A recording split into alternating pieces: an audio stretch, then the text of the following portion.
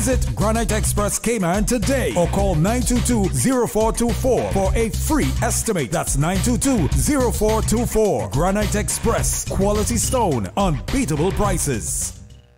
For the record, proudly brought to you by Brand Source Home Gallery, inspiring luxury, and JN Money. From abroad to yard. Fast, affordable, convenient. Doctors Hospital. Peace of mind is important when life happens. Doctors Hospital, always there for you. Call 949-6066. And Cayman Airways. Call them on 949-2311 to book your nonstop flights to Los Angeles and Panama. And Kirk Market. Experience a world of choice. And the Cayman Islands National Museum. Explore captivating exhibits and learn about our unique heritage and culture. We ask our listeners and viewers to avoid any statements or comments which are abusive, derogatory, malicious, or defamatory. Do not use indecent language or make any statement that is false or misleading.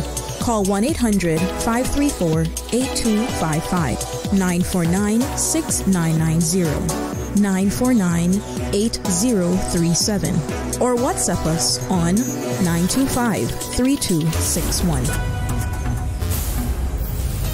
Live from Radio Cayman Studio. This is For the Record with Ort Connor. Hear from your government officials, independents, and the opposition on issues that matter to you. For the Record. Engage in an open dialogue between residents and lawmakers. With Ort Connor. Informative, impartial, insightful. This is For the Record.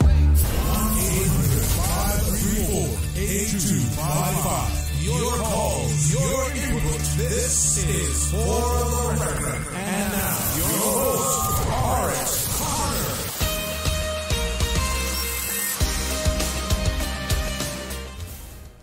Good morning, good morning, good morning, O land of soft, fresh breezes and verdant trees so fair. Today is Wednesday, the 19th day of February 2025, right here in the beautiful Cayman Islands.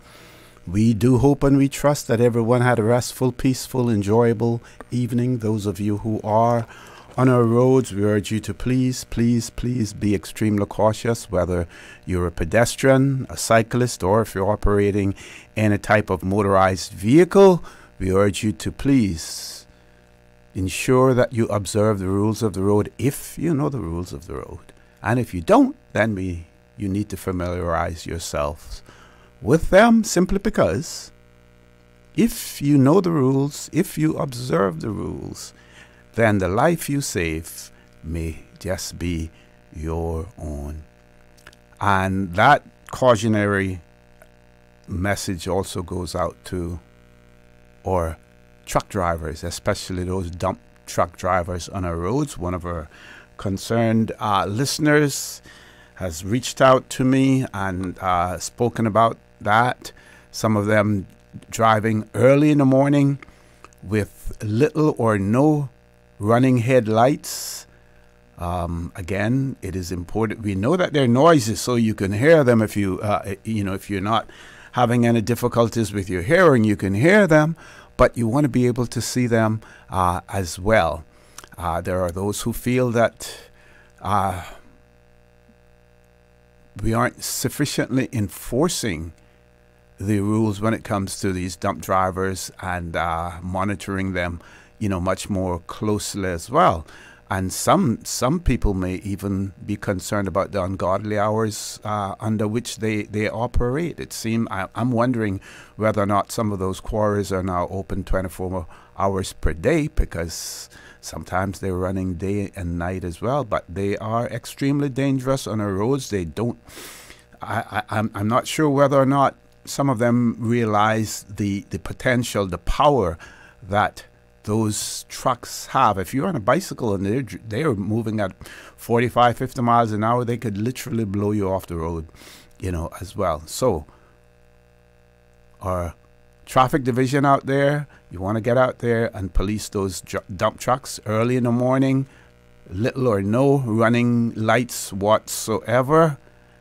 We need to hold them accountable just like everyone else. There are those who feel that they should be taxed even higher, because those are the type of vehicles that do more damage, more wear and tear to our roads as well. So again, If you're out there on our roads, please, please ensure that you observe the rules of the road as well.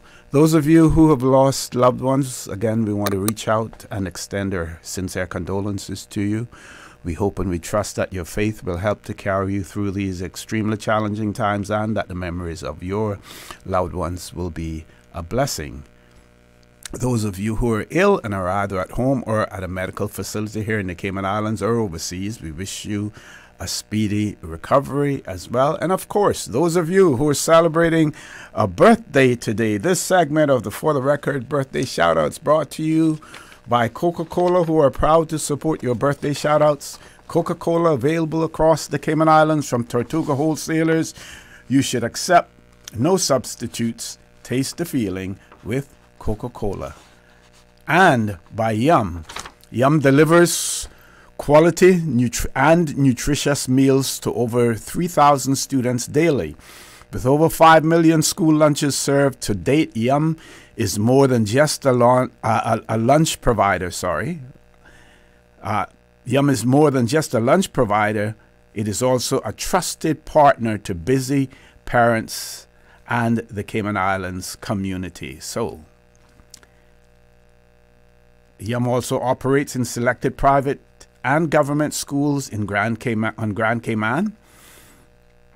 Private school students can browse the Yum Cayman app to explore the monthly menu. Orders can be placed up to a month in advance or even last minute until 12 p.m. the night before. For government school students, there is no need to order in advance. Just stop by Yum Canteen and enjoy Yum's government school daily menus, which can be viewed on www.myschoolpos.com. Those of you who are ill and are either at home or at a medical facility here in the Cayman Islands or overseas, we want to wish you a speedy recovery. We want to reach out to our colleague and friend DJ Lynn. Also,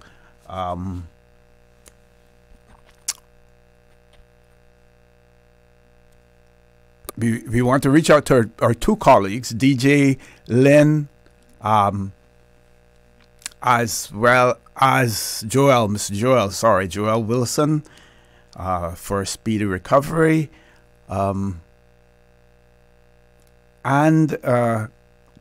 happy birthday, belated or happy birthday today? Okay, yes, the Dr. Aaron, belated happy birthday to him as well. And we have a few more birthday shout outs we want to give you as well. So folks, I want to thank you for allowing Radio Cayman and by extension For the Record into your homes, into your vehicles as you traverse the busy roads of the Cayman Islands, into your places of work, wherever that may be.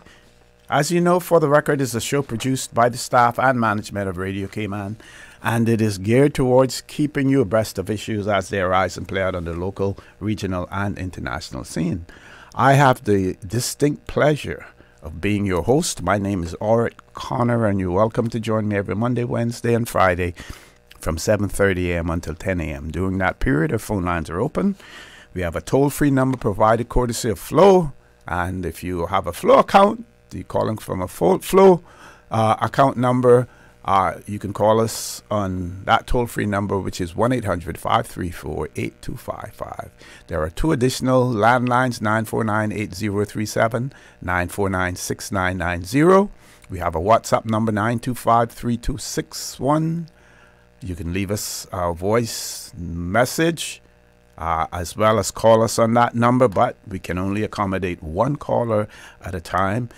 You can follow us on YouTube. You do that by subscribing to Radio Cayman live stream. Don't forget we're on Facebook as well. So, you can follow us there. So we have belated birthday greetings going out to one of our DJs here at Radio Cayman, the Doctor. Also belated birthday greetings going out to Mr. Ray Hides coming from Tommy Ebanks, And of course, yesterday he got a big shout out from the Early Breakers, the Gramps group of cyclists, everyone as well. So belated happy birthday to Mr. Ray Hides. Today we see that Carmen Francis is celebrating a birthday today. Tomorrow, Mr. George Bodden will be celebrating his birthday as well. I think we have another one here. Okay. If you know someone who is celebrating a birthday or any momentous occasion, please pass that information on to us and we will give them a shout out right here on For the Record. And of course, the For the Record birthday shout outs brought to you by Coca-Cola, who are proud to support your birthday shout outs. Coca-Cola available across the Cayman Islands from Tortuga wholesalers. You should accept no substitutes. Taste the feeling with Coca-Cola. And Yum.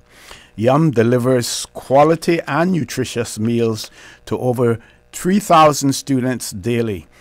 With over 5 million school lunches served to date, Yum is more than just a lunch provider. It is also a trusted partner to busy parents and the Cayman Islands community as well. One of our listeners has written in and said, blessings. The cost of food stuff is killing us. On the BRAC, 1 dozen eggs over $14. 1 dozen egg over $14 in the BRAC. Wow. Well, my question there would be, do we have local providers of eggs on the BRAC as well? Maybe someone who's listening can provide us with that information. We know that there are local providers here on Grand Cayman, and I think you could get a dozen eggs for somewhere around about $4, $4.50, maybe even $5 per dozen. So that is quite reasonable, and that is why we have to look at sustainable food production here in the Cayman Islands, because the prices are so high. Before we go to the commercial break, I want to point out to you, you heard me speak repeatedly about the elections in Bermuda. Those elections took place yesterday, the 18th of February. And as a result, the Progressive Labour Party, which is the ruling party in Bermuda, they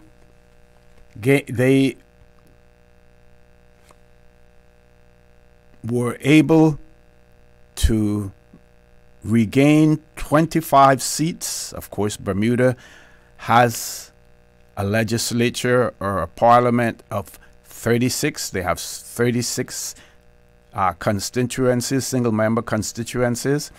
So the Progressive Labour Party, 25 seats.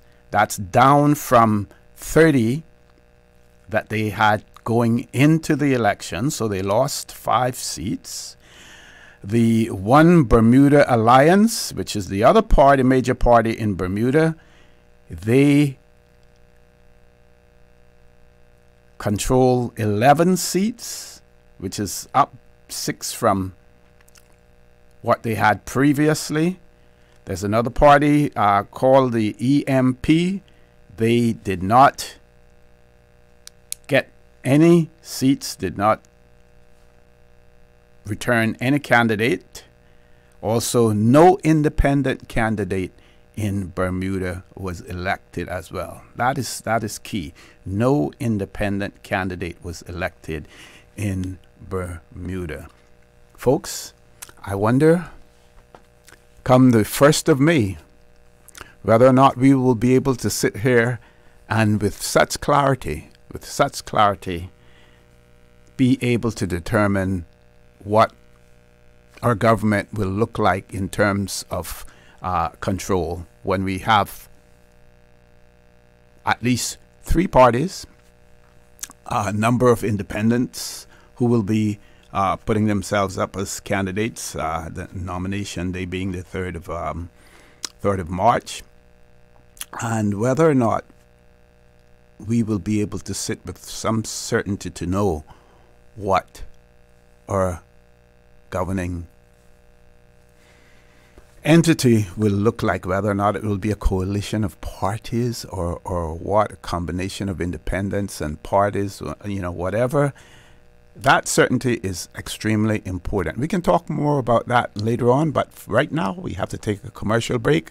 But I'm putting it out there. Anyone knows about local produce production of eggs in the BRAC?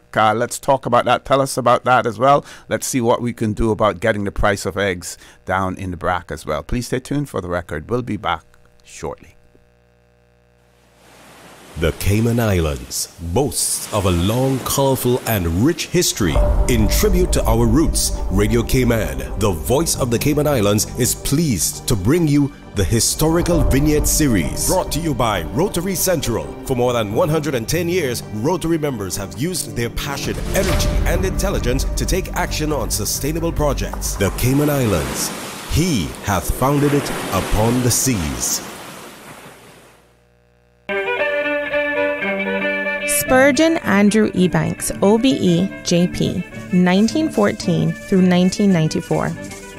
Spurgeon Ebanks served as headmaster in the government schools in North Side, Spot Bay in Cayman Brac, and West Bay from 1935 to 1946. He went to sea for a period of 6 years, returning home to manage his business in West Bay. He served as the sub-collector of taxes and customs for West Bay. He was a member of the Legislative Assembly, serving his district for 3 terms, in 1957 through 1959, 1963 through 1965, and in 1966 through 1968. He was the first Deputy President of the LA and chaired the Cayman Islands branch of the Parliamentary Association. He served on various boards, committees, and tribunals. He was appointed Justice of the Peace in 1961 and received his OBE in 1978. He was a member, elder, and treasurer of the West Bay, now John Gray Memorial Presbyterian Church. Mr. Ebanks was married twice, to Ina Nee Ebanks for 48 years and to Iola Nee Bodden for the last 8 years of his life. He had 4 daughters. He was a kind and considerate man, always willing to help those less fortunate than himself.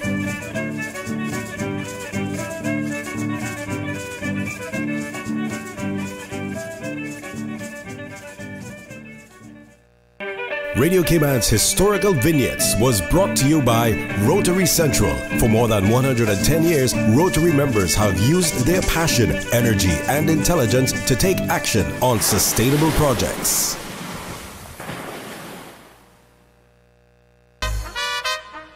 It will be Saturday, March 1st, 10 a.m. to 2 p.m. The 13th Annual Rotary Central Health Check Lifesaver, a mini medical just for you, free to you. Your blood pressure, blood sugar, cholesterol, hemoglobin, weight management, and more. Free medical guidance, doctors, nurses, medical technicians, free glucometers, blood pressure monitors, subject to conditions. Save the date, March 1. See you at Cost You Less West Bay Road, A.L. Thompson's Home Depot, Foster's Airport, Foster's West Bay, Savannah United Church. The Rotary Central Health Check 25 Lifesaver, March 1st, supported by the Lions Club of Tropical Gardens and the Health Services Authority of the Cayman Islands, knowing changes everything. Easter vacation is just around the corner, and Cayman Airways has added multiple extra flights to some of your favorite destinations, some of mine too. Look here, they got seats available now for booking on extra Easter flights between Grand Cayman and Kingston, La Ceiba, Miami, Cayman Brac, Little Cayman, and you can even catch a non-stop flight to Montego Bay for Easter. Check it out. You can visit CaymanAirways.com, contact a local travel agent, or call Cayman Airways Reservations on 949-2311. And don't wait too long though, because these extra Easter seats always sell fast. Be sure to add your Sir Turtle Rewards number to your booking so you can earn more miles for more free trips this year. But I know where I'm going. I'll see you on board a uniquely Caymanian airline for Easter. My mom's a superhero. She always knows what to do when I feel icky. Yesterday, we went to West Bay Pharmacy, and they had everything she needed. Medicine, my favorite band-aids with dinosaurs, and even flavored vitamins. Mom says they keep our family healthy. I think they're magic. But don't tell anyone. I think superhero shop at West Bay Pharmacy. West Bay Pharmacy, where the superheroes shop. West Bay Pharmacy, and Centennial Towers. Convenient quality care is just around the corner. Looking for fresh, healthy food that's full of flavor? Then you've got to visit Kirk Market. Our dishes are made with fresh, high-quality ingredients. Enjoy vibrant mixed greens or satisfying pasta salads. Or try one of our delicious grill options like blackened chicken, spicy beef steak, or grilled salmon. Looking for something light and flavorful? We've got sushi rolls and poke bowls prepared daily. And don't forget to explore a hot bar or Billy Fresh salad at the salad bar. Stop by Kirk Market today for breakfast, lunch, or dinner and taste the difference. Eat well, live well with Kirk Market.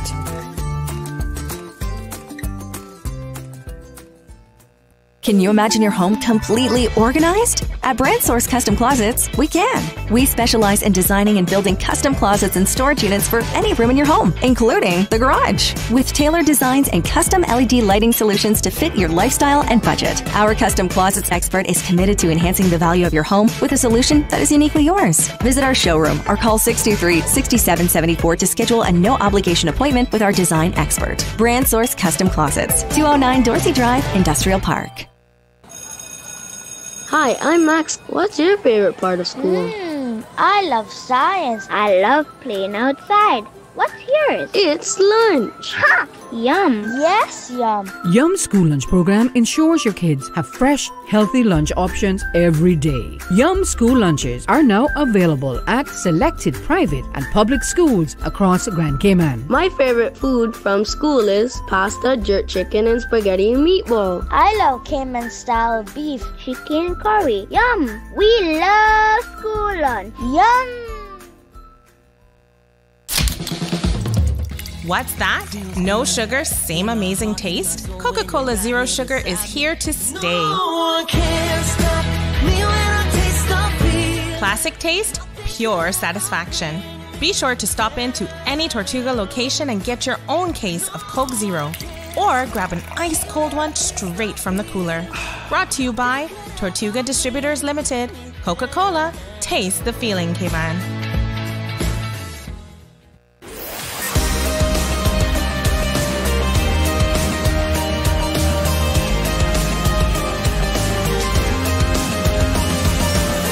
This is For the Record.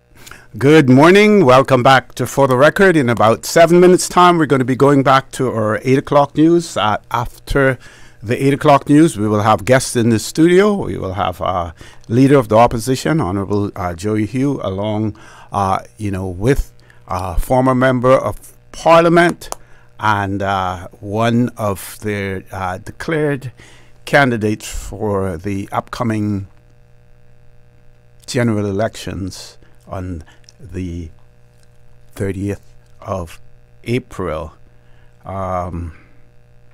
So one person has pointed out that there's a Le Solier. I hope I'm pronouncing that right. I tried to, find it on it, but for some reason the computer is muted to find out the correct pronunciation, French pronunciation of S-O-L-I-E-L, Le Solier. I am not sure. But they say that particular entity has a farmer's market on Mondays where they sell local eggs. Person says that they can't remember the cost right now, but it was less than in the supermarkets. And of course, if you are inclined to want to eat local eggs, then you would pay that for them. There are some people who unfortunately still believe in the products coming from the United States and don't want anything more or anything less than what's coming from the United States, as well. I, for one, when I do eat eggs and the local ones, I find that the taste is so much different between what is imported and what is locally. As a matter of fact, there's some wild hens, actually roosters and hens in my area, and I happened early one morning, I heard the hen cackling. Anyone recognize that word, cackling? The hen was cackling, and I said, whoa. She just laid eggs somewhere, and I certainly found where they were smaller than the usual, than the normal size, but still tasted good as well. But if you know someone, even on Grand Cayman, who sells, produces and sells local eggs, let me know, and I will give them a plug right here on Radio Cayman. That is one way for us to tackle the cost of products in the Cayman Islands, is to promote those persons who do it locally and do it at a cheaper rate as well. Talking about rates, I see here where Cayman News Service says that there's an article on Monday's version. CUC says bills are getting cheaper as fuel rates fall. Well, fuel rates are falling. That's good. Notice that we don't hear anything about at the gas pump, though. Not a big issue about what's happening at the gas pumps. And of course, people are driving like crazy. A lot of those drivers who are zooming down in the mornings, they don't realize that the faster they go, the more fuel that they burn. But maybe they have shares. Maybe they have shares in some of the fuel suppliers here in the Cayman Islands. We have a caller, so I'll have to share this article with you a little bit later on. We're going to grab that caller before we go to our 8 o'clock news. Caller, good morning. Welcome to For the Record. Good morning, Mr. O.C., and good morning to all our listeners. Good morning, sir. How are you? Yes, sir. Oh, I've been devastated by the death of Mr. McCurley Green, my great friend. Oh, yes. Yes. Oh, terrible, yes. Anyway, I have details about 5 suppliers on the BRAC that raise their own chickens and sell eggs. That's about 5 more besides the one at the Dart business on the south side, Cayman BRAC, that you just mentioned about. And also in Grand Cayman, my good friend, Mr. Paul Bodden. Yes. Supplies eggs by the dozens. I'd be at his home and people come by and buy eggs quite often, and he delivers eggs as well. I heard he has the brown eggs as well. I was talking to a friend of mine last week, and he pointed out to me that someone, one of the fishermen on the waterfront, was telling him that's where they buy their eggs from Mr. Paul Bodden as well. Yes. So get good local eggs. Contact Mr. Paul Bodden. His number is 925-9033, 925-9033 in Grand Cayman. I don't have the numbers for any others, the ones here in the BRAC, but I know Mr. Paul's number.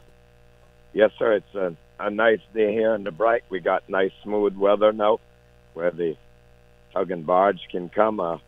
No rough weather right now. It's nice and smooth this morning. No cruise ship? No, sir. The next one is coming on March the 12th. Okay. And that is another very big one, the size, a medium-sized one, like the one that came last week. The Explorer one, and it's among one of the most luxurious cruise ships in the world. And it's a medium-sized ship, but cost $600 million to build that ship in Italy. It has extra ultra-large rooms, 300 square foot rooms, and they are rich person's cruise ships. The one that came here last week and the one that's coming March the 12th, mostly catering to the super rich people. Okay. All right, Mr. Raymond, sorry. Thank you very much, sir, but we have to go to our 8 o'clock news, but thanks for providing us with that information. And just to you, those listeners over in the BRAC, seek out those local producers of eggs. You will find that they taste much, much better than the imported one as well. Folks, top of the hour, 8 o'clock news. When we return, we will have guests in the studio. Don't change that dial. Please stay tuned. For the Record, we'll be back shortly. Thank you, Mr. Connor. And studio time by Foster's is 8 o'clock. Order up, K-Man. Foster's Bay Market Cafe is now on the Let's Eat app. bringing you mouth-watering burgers, bold wok sensations, crave-worthy Mexican food, and more. Whether you're in the mood for a sizzling stir-fry, grabbing a juicy cheeseburger for lunch, or craving a fiesta of flavors, our selection of Bay Market Cafe faves has you covered. Delivered straight to your door. No lines, no hassle. The best food on the island is now just a tap away. Hungry for more? Search Foster's on the Let's Eat app now. Foster's, better because we care. The voice of the Cayman Islands. 89.9 FM in Grand Cayman and 93.9 FM in Cayman Brac and Little Cayman. Silver wings shining in the sunlight. Radio Cayman. The 8 a.m. news is brought to you by ValueMed Pharmacy. Save time and order your prescription refills online at value-medpharmacy.com. VALU-medpharmacy.com. For today's biggest news. Radio Cayman, the voice of the Cayman Islands.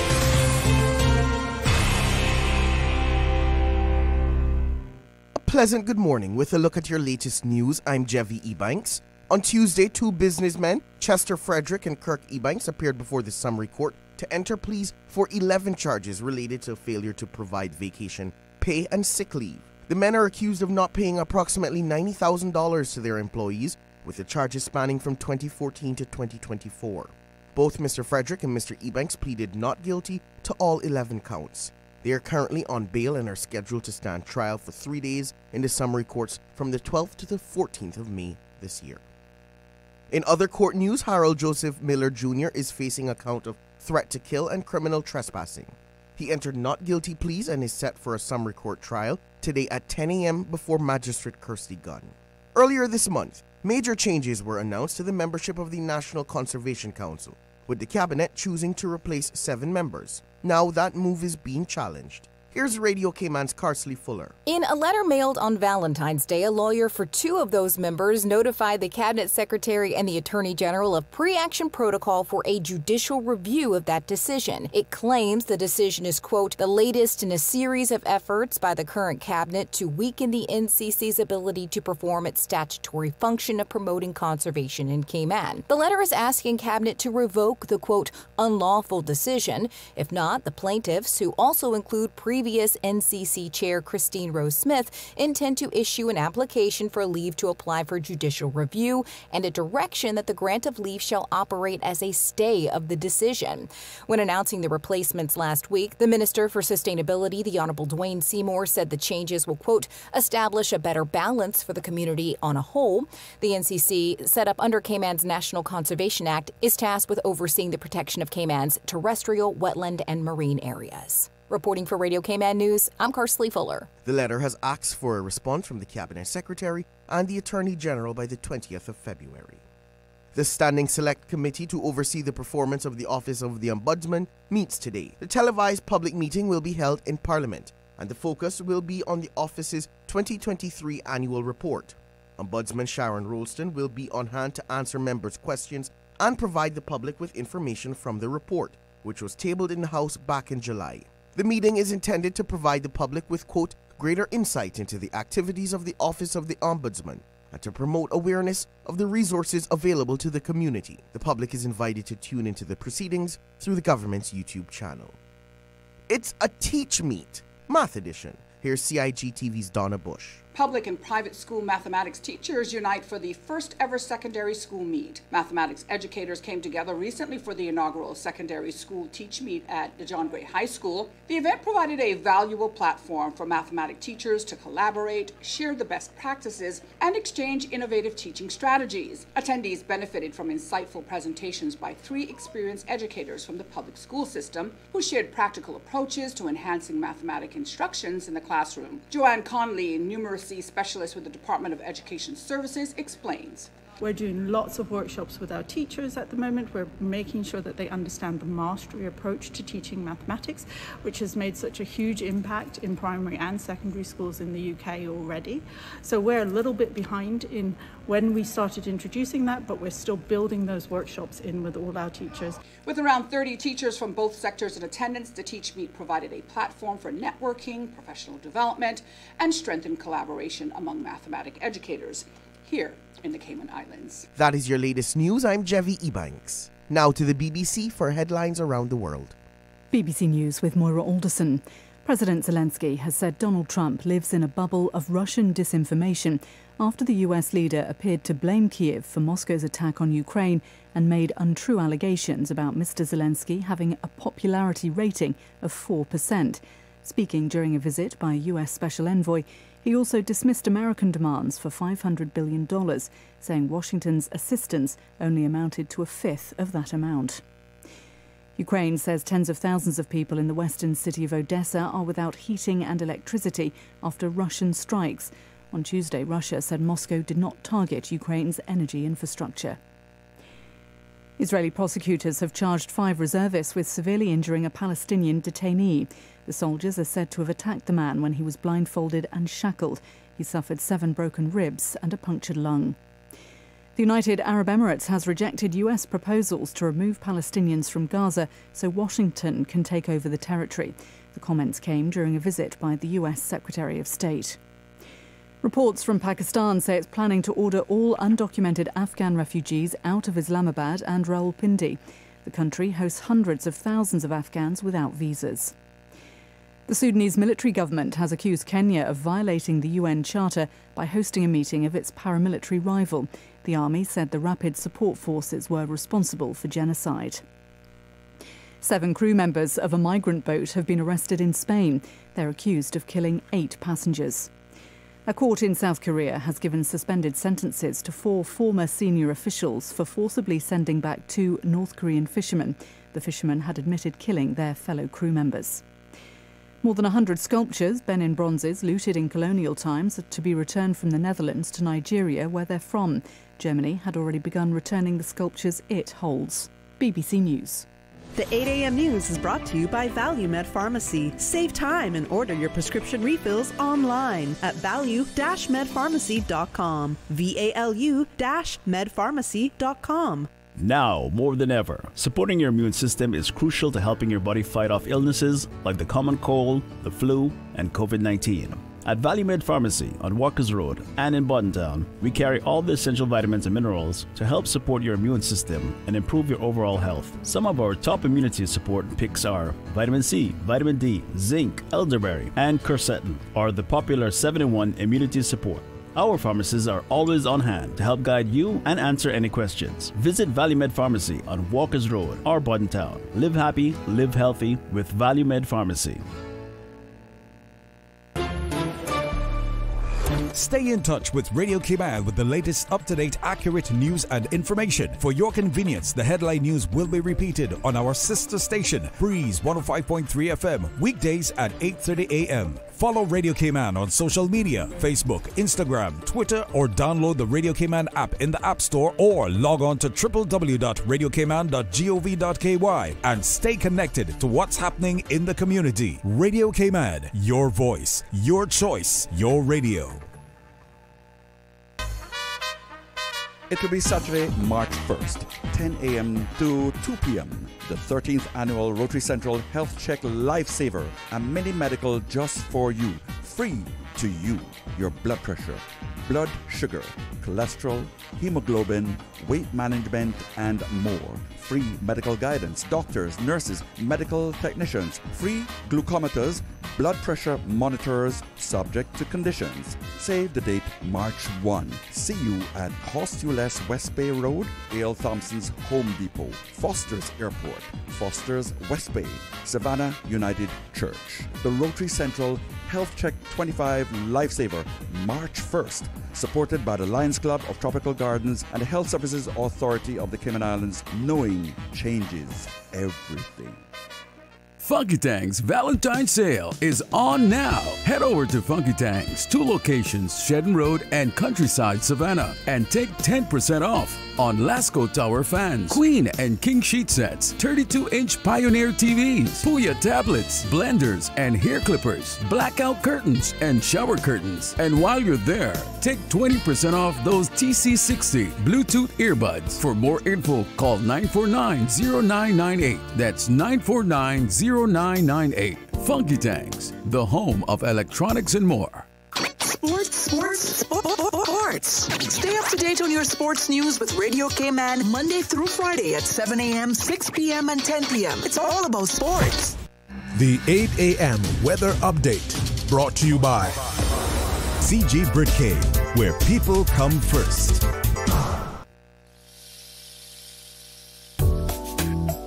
Pleasant good morning. Let's take a look at the latest weather report. Current temperature is 79 degrees. Relative humidity is 85%. The barometric pressure 29.98 inches and rising. The wind is east at 5 knots. Overnight low was 74. Synopsis indicate light to moderate winds and slight seas are expected across the Cayman area for the next 24 hours in association with a weak pressure gradient across the northwest Caribbean. Radar images show some isolated showers in and around the Cayman area moving west. Now the forecast for the Cayman Islands for today, calling for partly cloudy skies with a 20% chance of showers. Temperatures will be in the mid-80s. Winds will be east to northeast at 10 to 15 knots, becoming southeast into the afternoon. Seas will be slight with wave heights of 1 to 3 feet. Tonight we can expect partly cloudy skies with a 20% chance of showers, and temperatures will dip to the mid-70s tonight. Your winds will be east to southeast 5 to 10 knots, and seas will be slight with wave heights of 1 to 3 feet as well. Low tide will be this morning at 8:50, high tide this afternoon at 12:36, and a low tide again tonight at 8:29. The sun will set this evening at 6:26 and will rise tomorrow morning at 6:51. And the outlook is calling for an increase in winds and seas from Friday morning as a frontal boundary approaches and stalls across the northwest Caribbean. And that's the very latest on your weather report.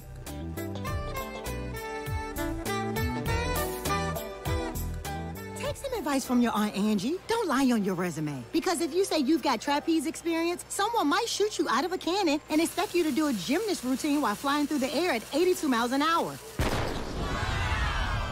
And just because you want to land on your feet doesn't mean you will. But if you're smart, you'll have CG Medical Insurance, so you get the best coverage for the price. Get the best coverage for the price. CG Britcay. Good like that. All benefits are subject to policy provisions, including eligibility at the time of service. The 8 a.m. weather update brought to you by CG Britcay, where people come first. The Cayman Islands Agricultural Society presents Roots Rock Reggae with reggae superstar Taras Riley live in concert at the Agricultural Fairgrounds on Saturday, March 1st, alongside Mr. Notch and Local Motion 345, Sugar Daddy, Sound Revolution, and more. It's Roots Rock Reggae going down Saturday, March 1st at the Agricultural Fairgrounds. General admission tickets only $45 and VIP $65 with access to the raised viewing platform. Purchase your tickets now at eventpro.ky. Roots Rock Reggae is brought to you by the Ministry of Planning, Agriculture, Housing and Infrastructure, Cayman Distributors, Coca-Cola, and Cayman Airways. The traffic report is brought to you by Subway. Enjoy a delicious start to your day with breakfast from Subway.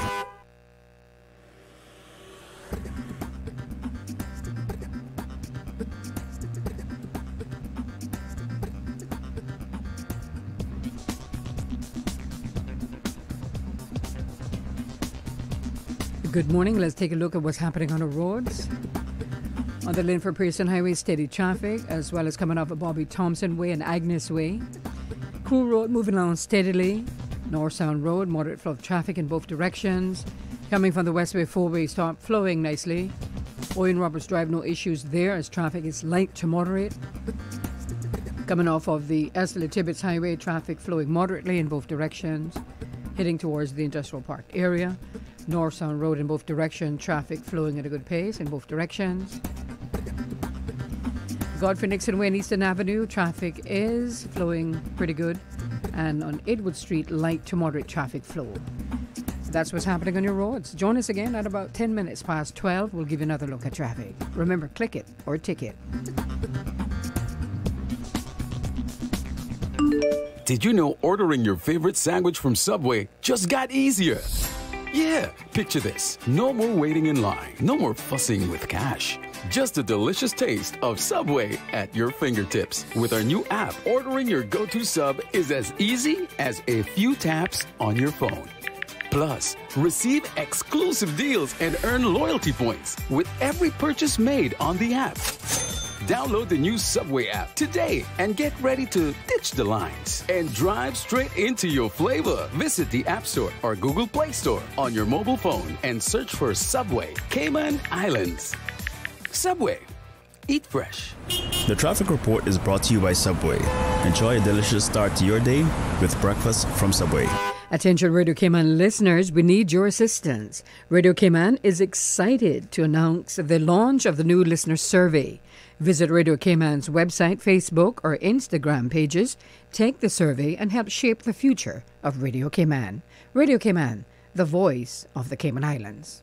Funky Tanks Valentine's Sale is on now. Head over to Funky Tanks, 2 locations, Shedden Road and Countryside, Savannah, and take 10% off on Lasco Tower fans, Queen and King sheet sets, 32-inch Pioneer TVs, Puya tablets, blenders and hair clippers, blackout curtains and shower curtains. And while you're there, take 20% off those TC60 Bluetooth earbuds. For more info, call 949-0998. That's 949-0998. Funky Tanks, the home of electronics and more.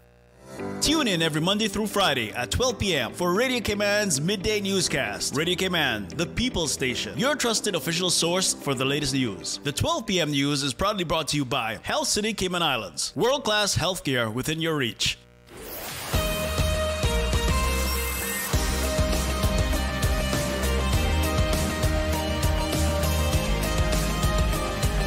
For the Record with Ort Connor.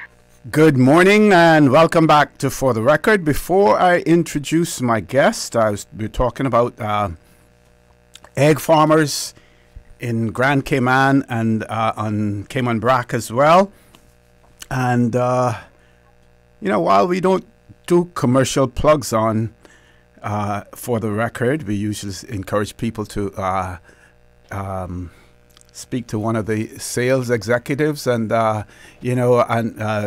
but they can still do that. But this young man, I'm sure that he's just starting out, Mr. Nicholas Powery, one of our listeners said that, yes, this young man just got the okay as an egg farmer. He sells them $5 per dozen. Please plug him for me, and I'm going to do that. Miss Laname sent me this information. So Nicholas Power from West Bay, she shared a photograph of him with Mr. Brian Critchlow from the Agriculture Department receiving his either license or certificate, as well, and also said that his number is 927-7188. So here's another place that you can get eggs from, as well. In Jamaica, we had, I see where a lot of people are involved in egg farming as well. And one of the reasons for that is that all of the local hotels purchase eggs from the Jamaican farmers as well. With that, you may be saying to yourself, who's he talking to there? Well, it is my pleasure to have in the studio with me this morning none other than the Leader of the Opposition, Honorable Joey Hew, and he has brought a guest along with him, and I will let him introduce the guest. Gentlemen, good morning. Welcome to For the Record. Thank you, OC. Good morning, and good morning to everyone out there and all 3 of our beautiful islands. And good to be back on again, OC. And we'll after the introduction, we can go on and talk about eggs a little more, as we were saying during the break. Yes. You might have to go back to the old days and build yourself a chicken coop, and there's lots of chickens running around. But OC, this morning, as we continue to introduce our candidates for the upcoming general election under the PPM banner, it is certainly my pleasure to introduce or reintroduce someone that's no stranger to the political arena, having once been elected before. Twice? Twice? Yeah. Twice been elected before. Mr. Alva Sekou, who will be representing the PPM in the district of Newlands. And so, we were excited to have Alva back in the fold.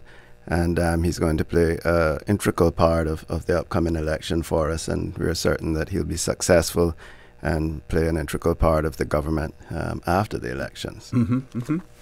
Well, Mr. Suku, morning, welcome. The Leader of the Opposition has spoken about your experience in the past and being elected, and what factored into your decision to throw your hat back into the ring again?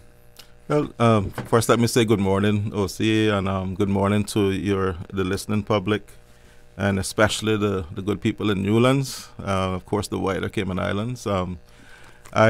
It's been quite a while since I've had my voice on the radio. I've been kind of quiet, and I can explain what I've been doing, talk a little bit about what I've been doing the past 4 years. But your question was what inspired me to get back in, and I could talk about that pretty much all the entire show. But OC, it's when I lost in 2021, I took a step back from politics. I used the opportunity to do some things personally that one would pave the way for me to move forward as an individual, but also to rebuild myself in the hopes of being a better representative. Clearly, I wasn't successful. And so the people of Newlands found some reasons why they didn't support me last time in the majority. So I had to really do some self-searching and soul-searching and dig deep within to say, well, would I go back into politics? And the answer initially was no. I said that the people in Newlands had made a decision to go with someone else, and I respect the democratic process. And I would leave them with their new representative to move forward. But in the past 4 years, OC, and especially I would say the past year, I have had some encouragement, strong encouragement from the same individuals in Newlands who supported me before, and others who didn't, to say to ask me to think about it, think about coming back. And I took that with a grain of salt, because sometimes people will tell you good things when they see you, but they might not necessarily be genuine. But more and more, and when you get to the point where it's overwhelming, and I'm not guided just by that, but my observations for the past 4 years, and I have seen where, and I hate to say it, but nothing has gotten better from my perspective. And I think a lot of the people in Newlands feel the same way. We're still sitting in traffic hours a day. Cost of living is only worse. The immigration issues are worse. The number of people living below the poverty line has increased. The education system has not been moved forward to where it is adequately taking care of the needs of our young people. And then on a constituency level, I haven't seen much done in the constituency. I haven't seen the representatives in the constituency. And that is echoed when I speak to people in Newlands and Savannah. They're not happy. They are dissatisfied with the choice that they made. And so I've been strongly encouraged, not by friends, not by family, they support me, but by the constituents in Newlands to please give it another try. And so I've decided, and I'll talk a little bit about what I've been doing the past 4 years that I think would make me a better representative now. But I've decided to come back and ask the people of Newlands for another opportunity to be their representative in Parliament. And that's the genesis of my return. Now, during your hiatus, from politics, did you remain a member of the Progressives? Yeah, going into the last election, I was only aligned with the Progressives because I had resigned years before, and I operated as an independent. And then right after the election, actually, I submitted my membership application to the Progressives. And I asked to become a member of the party. At that time, it was just to support, just to be a supporting member of the party. At that point, I wasn't really thinking about another bid for election. So I joined immediately after the election, a few months after, and I've remained a member. That decision, and I know Mr. Hugh might want to hear this, but when I ran with the Alliance, I think it did hurt me in a sense, and I'll explain why. Okay. It was a last-minute move. I joined the Alliance late. I had been encouraged by the Progressives to, make an announcement early, get out there, let people get comfortable with the idea. But I was still kind of back and forth because I'd operated as an independent for so long. But I had seen what we went through in 2017 trying to form a government. I experienced for myself what it's like to be a lone ranger in a constituency and not being able to get everything done that you want done. And you have to compromise, and you have to bargain, and you have to literally plead to get things done in your constituency. I was lucky because Mr. Hugh was minister for a lot of the areas that I needed assistance with. So things like flooding, roads, the King Tide situation, I reached across to him, and he didn't put up any resistance to helping the constituency and helping me help my constituents. And in taking that experience, I said to somebody the other day, everything I have accomplished for this constituency, I accomplished either working as a member of the PPM or working across the aisle with the PPM. Everything. Anything I've done through government has been done because the PPM was in government for 8 years. I was elected for 8 years, so whether I was in opposition or not, I had to go to the PPM to help my constituents, and consistently. Sometimes you got to push a little harder. You got to, because there's this conflict over resources and where it's spent and so on. But I've never had a defiant pushback to say, no, we're not helping you. So they were treating me with respect, and they were helping my constituents. And I took that as a lesson that, despite, being across the aisle, they were willing to work with me. I've had Joey and I started politics together in 2013, so we have a very close relationship. We've never engaged in the nasty side of politics with each other. We always respect each other, work well together. We might debate, we might disagree, but it's always respectful. Same with Alden McLaughlin. Many people will say that he and I had a very negative relationship over the years. But it was on a professional level where we were adversaries and we disagreed on many things. But at the end of the day, we respected each other, and it never got down to that sort of nasty level of politics. So it was easy for me to return. I didn't have people in the party who I looked at as I'd never work with that person. So that was easy for me to do. But over the past few years, I decided to continue my study of law. So after coming out of office, and I'll say this, it was extremely difficult finding employment. And that's something I've heard even Minister Bryan talk about. When people leave politics, it is very difficult to reestablish yourself in private life. I've had individuals tell me that, sorry, you can't bring the political baggage here. We don't know if you're going to run again. We don't know who doesn't like you. So you can't come into our organization. And, that plagued me for a while because I couldn't get a job. So I had to go out, and thankfully I have a little bit of softness to feed my ears. And I set up my own consultancy, and I did some immigration consulting. And I was able to make a living for myself. But at the same time, I was in law school. So I was doing the PPC at the Truman Bodden Law School, which was, most days you're in class all day. And I'd pop out, go to my office, deal with client stuff, come back. It was difficult, very difficult. And that is why a lot of people didn't hear from me. They weren't sure what I was doing because I was so busy focusing on that.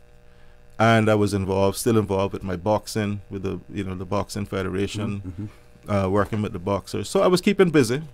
but it made me, the end result of it, I think, has made me a more determined, a more prepared, better prepared individual to come back. I'll be admitted as an attorney, God willing, in March. Oh, congrats. So, you know, at my age, I feel proud of that accomplishment because I know how hard it is. And don't let anyone fool you. The standards here at this law school is among the best in the world, and it's as strenuous. Okay, we're gonna take a commercial break. When we return, we want to talk a little bit more about that stigma that can be attached to former politicians, especially when when they have lost an election as opposed to deciding not to run again. And, you know, how do we overcome that stigma?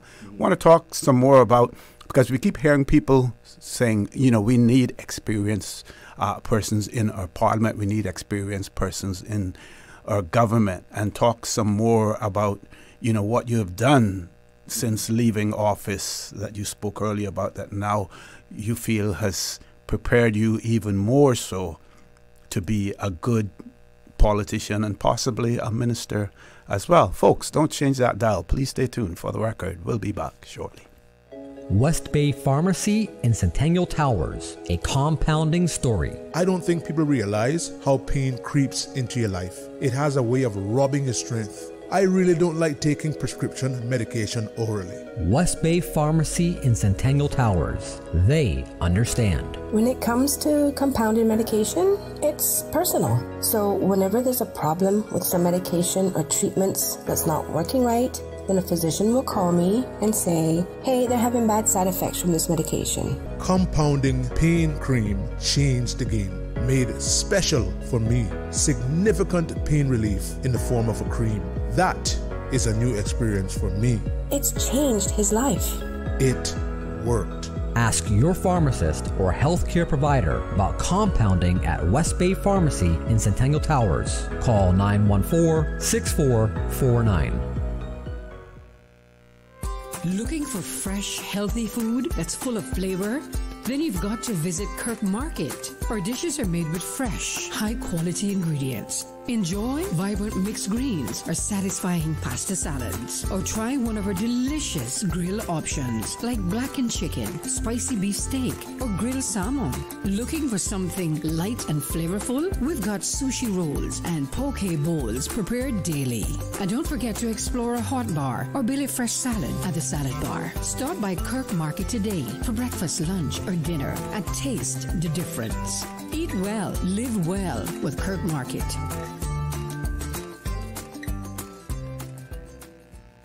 Your dream home starts with a vision, and often inspiration is at the heart of that vision. Brand Source Home Gallery's in-house designers are here to help bring your vision to life. Whether you are remodeling or building a new home, Brand Source Home Gallery is your one-stop solution. Explore their kitchen cabinets, sinks, faucets, bath fixtures, tubs, vanities, and more. Let Brand Source's designers help and inspire you with your next project. Call 623-5000 and schedule an appointment with a design expert at Brand Source Home Gallery, Dorsey Drive, Industrial Park, serving Cayman for 50 years. Easter vacation is just around the corner, and Cayman Airways has added multiple extra flights to some of your favorite destinations, some of mine too. Look here, they got seats available now for booking on extra Easter flights between Grand Cayman and Kingston, La Ceiba, Miami, Cayman Brac, Little Cayman, and you can even catch a non-stop flight to Montego Bay for Easter. Check it out. You can visit CaymanAirways.com, contact a local travel agent, or call Cayman Airways Reservations on 949-2311. And don't wait too long though, because these extra Easter seats always sell fast. Be sure to add your Sir Turtle Rewards number to your booking so you can earn more miles for more free trips this year. But I know where I'm going. I'll see you on board our uniquely Caymanian airline for Easter.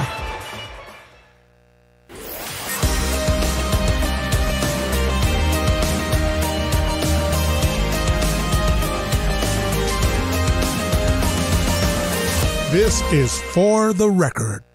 Good morning and welcome back to For the Record. In the studio with me this morning, we have the leader of the opposition, Honorable Joe Hugh, and a declared candidate for the constituency of Newlands, Mr. Alva Suku. One of our listeners has written, and I'm going to take some sort of poetic license here or to interpret.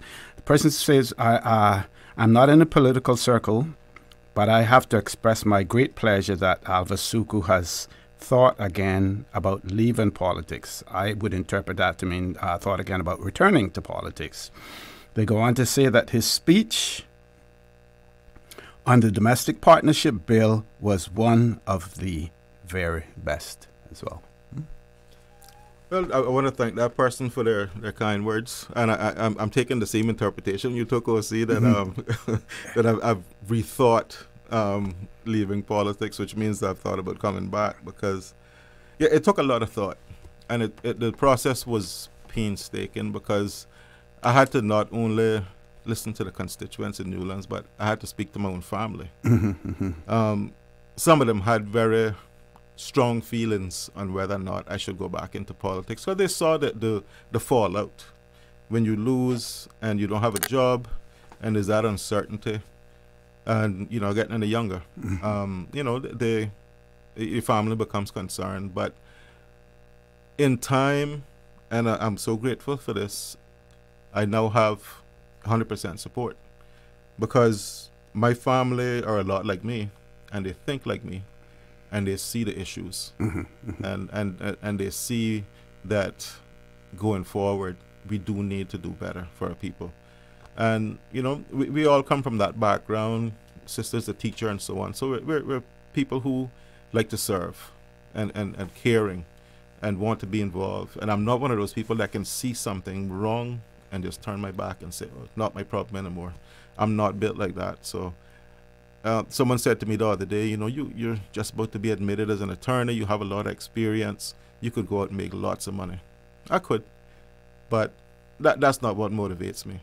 You know, what motivates me is the respect of my family, my children, and the people that I serve.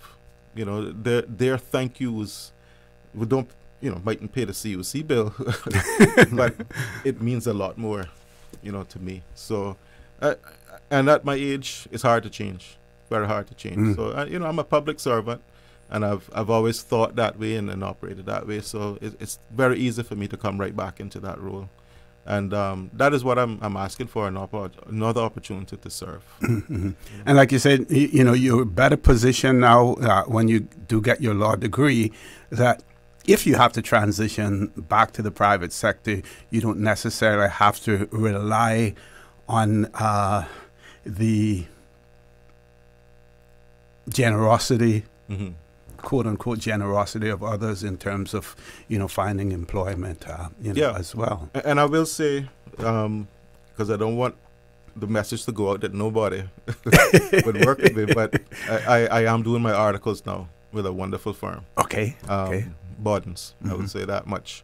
A wonderful set of people. Never worked in a workplace that is more family-oriented and accommodating, flexible, and focused on employees. So I have a great boss, and I'm eternally grateful for the opportunities. But I think that even he realized that one day I would probably make this move. So he's always left the door open, you know. Articles, you article, and then you decide what you're doing with life. And he's supportive either way. So I've had a great experience there. I think you know, OC, it's Alva. Obviously, the experience is there. He did a term in the government with us. He did one term in the opposition. And when he was in opposition, he actually traveled with us to the UK when we went to advance our constitution, and contributed positively in that. I think that was an opportunity after serving some time in the opposition to come back in and see what it was like working with a machinery, a team that was unified in what they were doing. And it was also just, it showed, you know, that how we came together, two members of the opposition and members of the government, to go over to the UK and sit unified around the table to negotiate on behalf of the people of the Cayman Islands. And, you know, in returning and after losing his seat, Alva continued to keep in touch with us. You know, he continued to be a part of the organization, contributing when he could in between his studies and work. And it just, you know, he never lost that passion for his country and his eye for detail and his ability to analyze and to, you know, pick apart laws, etc. And his research abilities is valuable, a valuable one to the party, and certainly I think something that the country could only benefit from. But if you think about it, you know, the decision he took to get this far and talking to his family, one would have to believe that if everything was okay in the country, he wouldn't need to make that decision. You know, he could go ahead and go about his life feeling comfortable that he could go off and start and build on his law career, and the country was in good hands and everybody would prosper. But that just hasn't been the case. You know, we've all had to live with this 4-year experiment that has affected everyone. It has affected not a single, I haven't met anyone that will say to me, my life is better today than it was 4 years ago, right? Most people I meet will say, you know, I'm at a loss. I'm at a loss. Life is harder, life is tougher, and, you know, I don't know what has happened over the last 4 years. And that's a reality.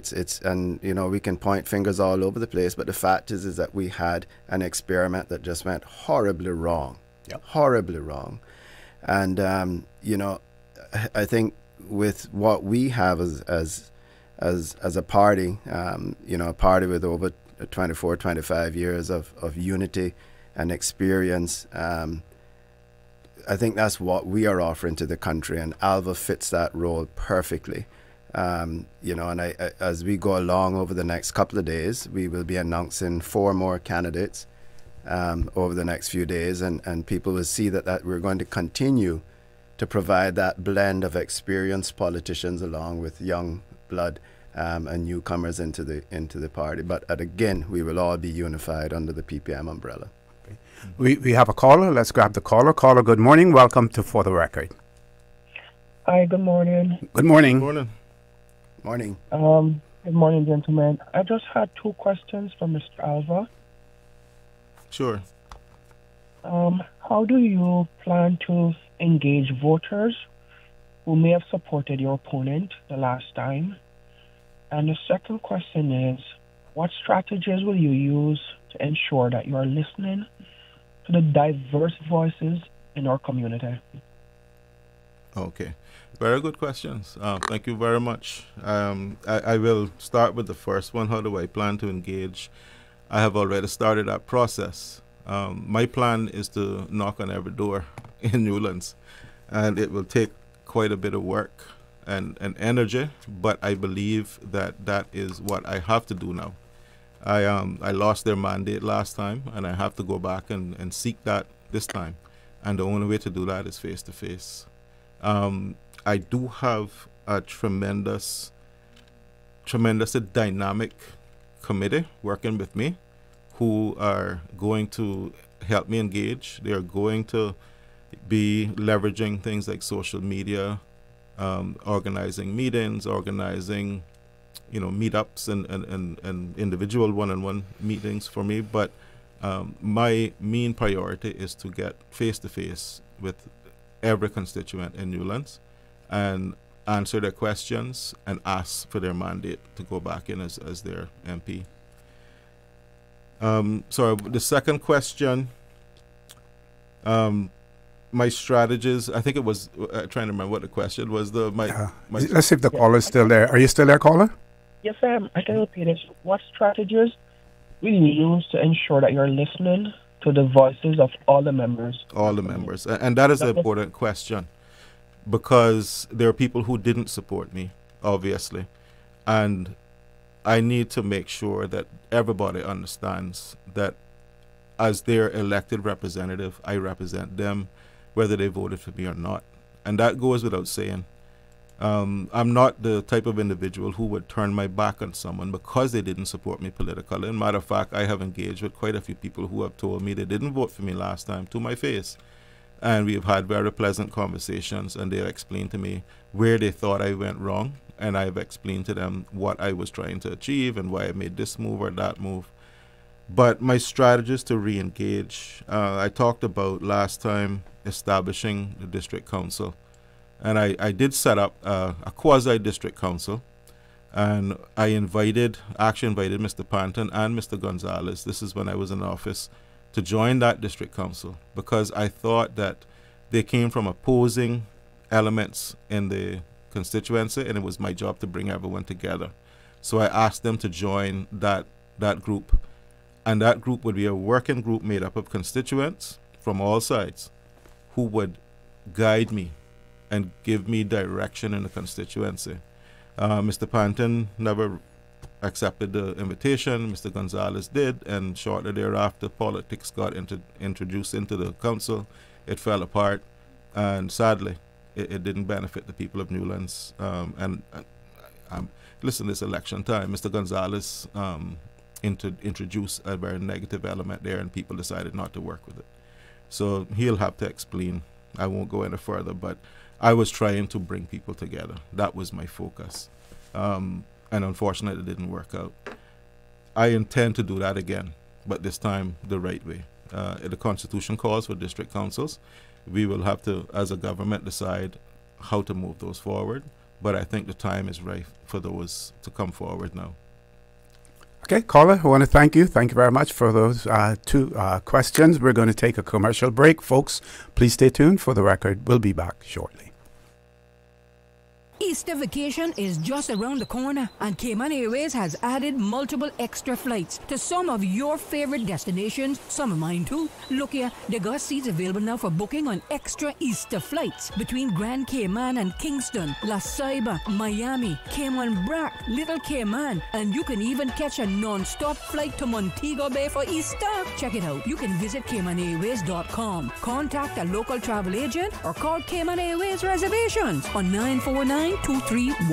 And don't wait too long though, because these extra Easter seats always sell fast. Be sure to add your Sir Turtle Rewards number to your booking so you can earn more miles for more free trips this year. But I know where I'm going. I'll see you on board our uniquely Caymanian airline for Easter.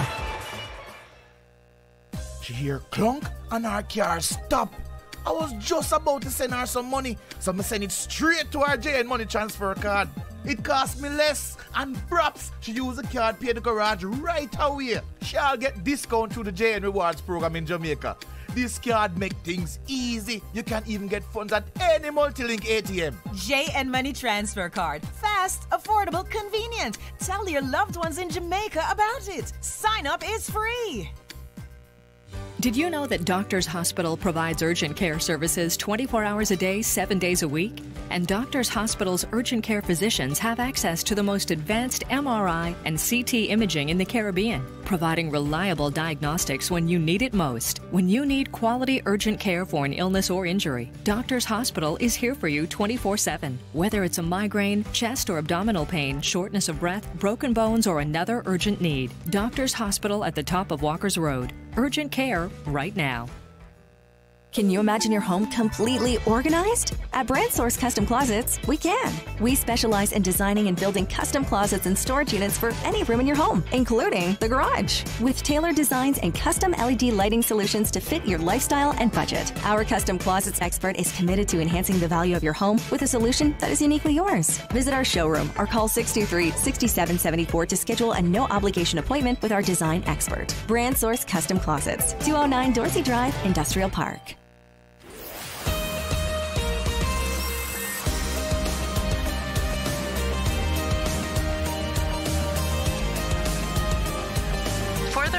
With Ort Connor.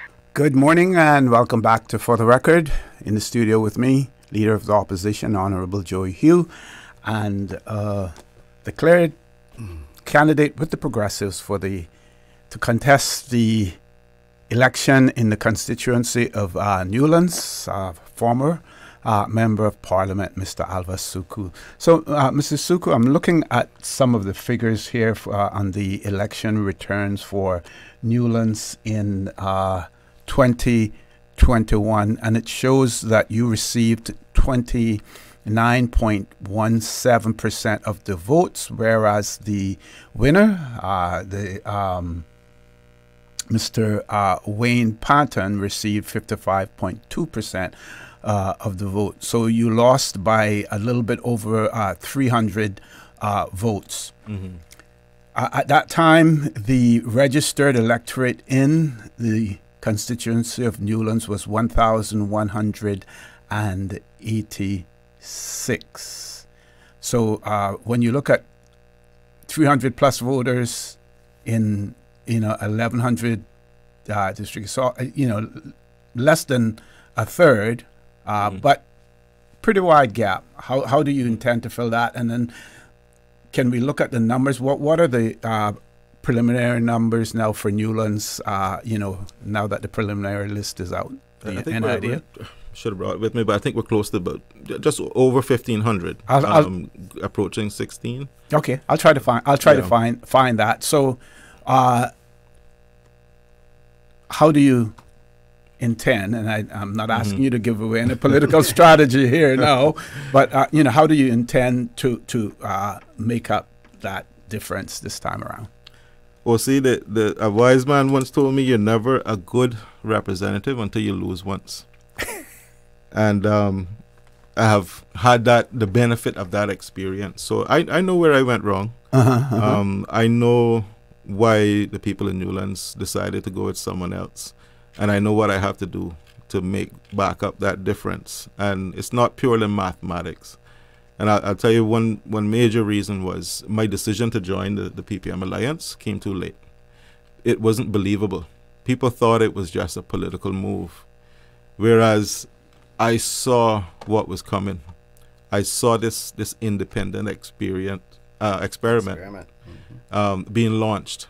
And I saw the little moves that were being made, but I could see them from where I was. The general public couldn't see them. And I saw the disaster that was looming for this country if I continued to operate as an independent. So I made the decision, I'm going to work with a group, and I'm going to declare that from now. It wasn't believable. It came too late, and people decided, well, we're not sure. And then they were being coaxed. They were being coerced on the other side to believe in this community creates country movement. A group of independents working together, we're going to do wonderful things for you. Promises were made that were not kept. And people believed it. They had a massive media budget. They had PR everywhere. They outspent me. They outmaneuvered me in terms of getting their message across. So I said, you learn a lot, and I'm going to say too much more. Yeah. I remember clearly, I'm just remembering conversations, people calling me and saying, well, you guys are all set, man, because no matter which one wins in Newlands, they're PPM, right? Because both Alva and Mr. Panton were former PPM members. Then one of Mr. Panton's committee members said to me, man, don't worry, we're PPM in blue. So there was, I think it, again, as Alva said, people were excited about this experiment, this idea that you elect a bunch of independents, and then a group like the PPM would have to work with the best out of those independents. And that's what people were desiring, and unfortunately I still hear that sentiment floating around. But what happened last time was all the independents got together and said, let's do away with parties. Let's show that you don't need parties in the country. And the only unified group over the last 4 years was the opposition, which is a party. And I need say no more. We've had 3 deputy premiers, we've had 2 premiers, we've had 3 speakers. The list goes on and on. Each time you came, it was like musical chairs with the ministers. And as we saw in the last go around, even the speaker had difficulty remembering what minister had what, what portfolio or subject, and so I think this time around people are smarter. This time around, and people are also seeing through those who are purporting now to be parties, but are only using it because they know that what the country is looking for is a unified group. And so they're coming together independently to pretend to be a unified group. Interestingly, I overheard a conversation, which I didn't start, I just simply listened, and someone was saying, you know, one of the groups when they launched, they didn't wear a necktie. And the reason they didn't wear a necktie was because none of them believed in wearing the same color. So it's a party without a color, without an identity, or maybe not consensus on the color. But what they really wanted to display was that they're not truly a party, that they don't all have to wear the same color or the same color necktie. So let's just go without the necktie. So it's little things like that that the general public are picking up on. You know, people are smart about these things, right? You believe you can pull the wool over the general public's eyes, but that is not the case. And people are seeing through that, and you know, once again, we are, you know, unified as a group that care deeply about our country and its future, and you know, we're going to push forward and show the country that we're not just resting on the PPM's past successes, but we're actually going to build on those, and we're the only unified group that can take over this country and deal with the issues that we have head on from day one. Now, you mentioned that you will be announcing 4 more candidates. That will give you then a total of how many candidates that you will field? Losing count now, right? I'm losing count, yeah. I think 12, I believe. Yeah. Okay, yeah, okay. Yeah. One of our, well, we have about 4 minutes before we go to our headline news. One of our listeners has written and said, good morning. Can you please ask Mr. Suku if he's aware of the perpetual cries from the Caymanian people in terms of fundamental changes to every existing law, policy, and regulation, which are outdated and play no part in their existence? Does he possess the vernacular fortitude to stand in our House of Parliament and fight for not only the people who he's pleading to install him as a representative, but Caymanians as a whole? OC, I want to thank the individual for that question. Yes, I am. I'm coming back, and I think more energized and more prepared than last time. And I don't expect to play a backseat role. I am looking to be a minister in cabinet.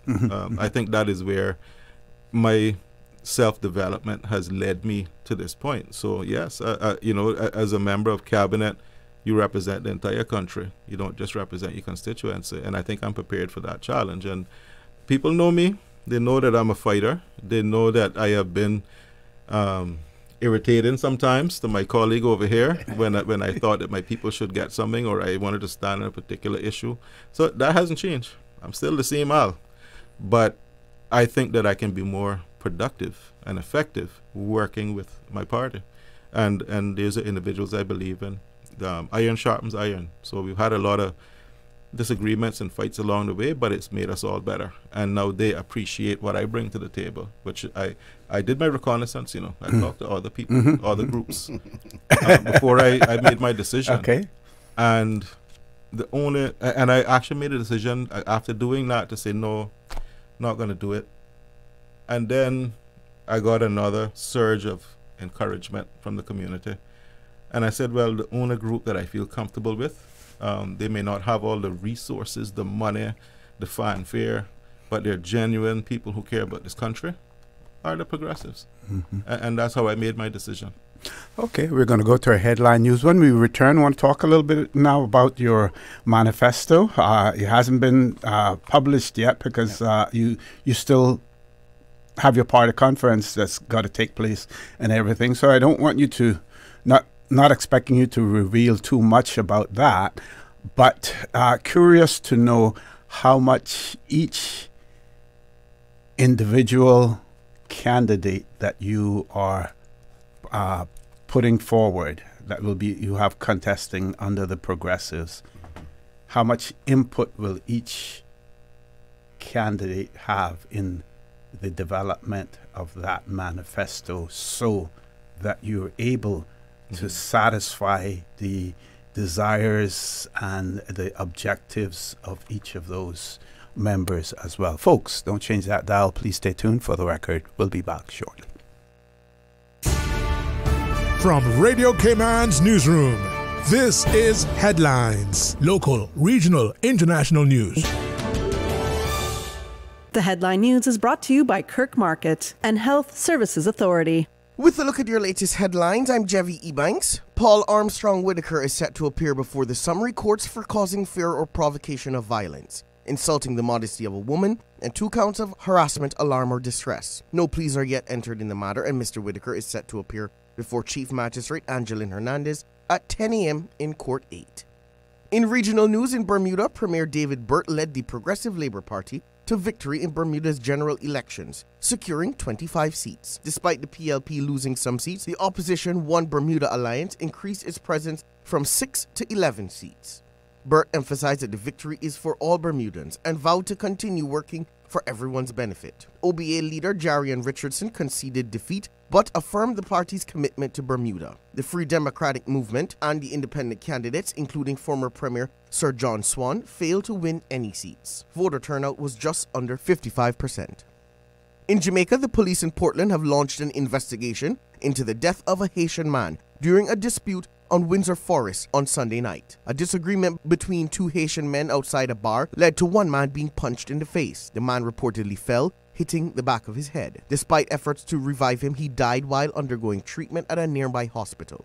Authorities believe the men are part of a group of Haitians who entered Jamaica illegally last year and have been hiding in the area. That is your latest headlines. I'm Jevi Ebanks. More news available at www.radiocayman.gov.ky. Check out our social media pages: Facebook, YouTube, X, formerly Twitter, Radio Cayman Headline News.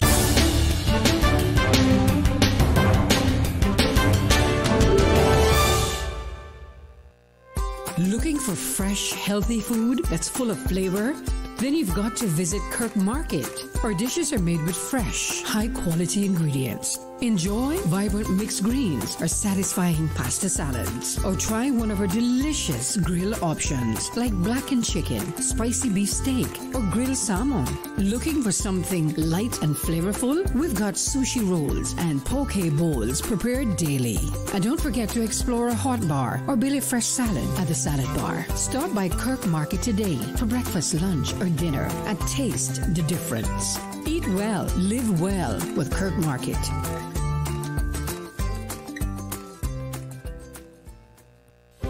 Do you have a healthcare question but not sure who to ask? Contact HSA's Patient Call Center to speak to one of our experienced clinical team members. We are here to answer your questions and help guide you through your healthcare journey. Need to make an appointment? Our team can help. Contact HSA at 949-8600 or email info@hsa.ky.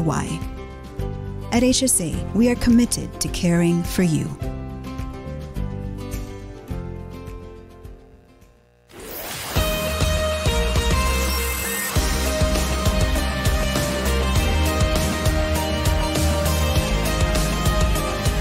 For the Record with Ort Connor. Good morning. Welcome back to For the Record. In the studio with me, Leader of the Opposition, Honourable Joey Hugh, and declared candidate for the District of Newlands with the Progressives, Mr. Alva Suku. We have a caller and a WhatsApp number. Caller, good morning. Welcome to For the Record. Hello, good morning, Ms. Uzi. Hey, good morning. Good morning, Rambo. Hearing you loud and clear. Good morning. Okay. Good morning, panel. Ms. Uzi. Morning. Hey. Yeah, Mr. Hugh and Mr. Suku. Mr. Uzi, obviously, yeah, we're a very practical. Wake up this morning, right? Commencing the last election, 2021 election, right? And henceforth, President now, the 1-on-1 vote is basically counterfactual. Okay?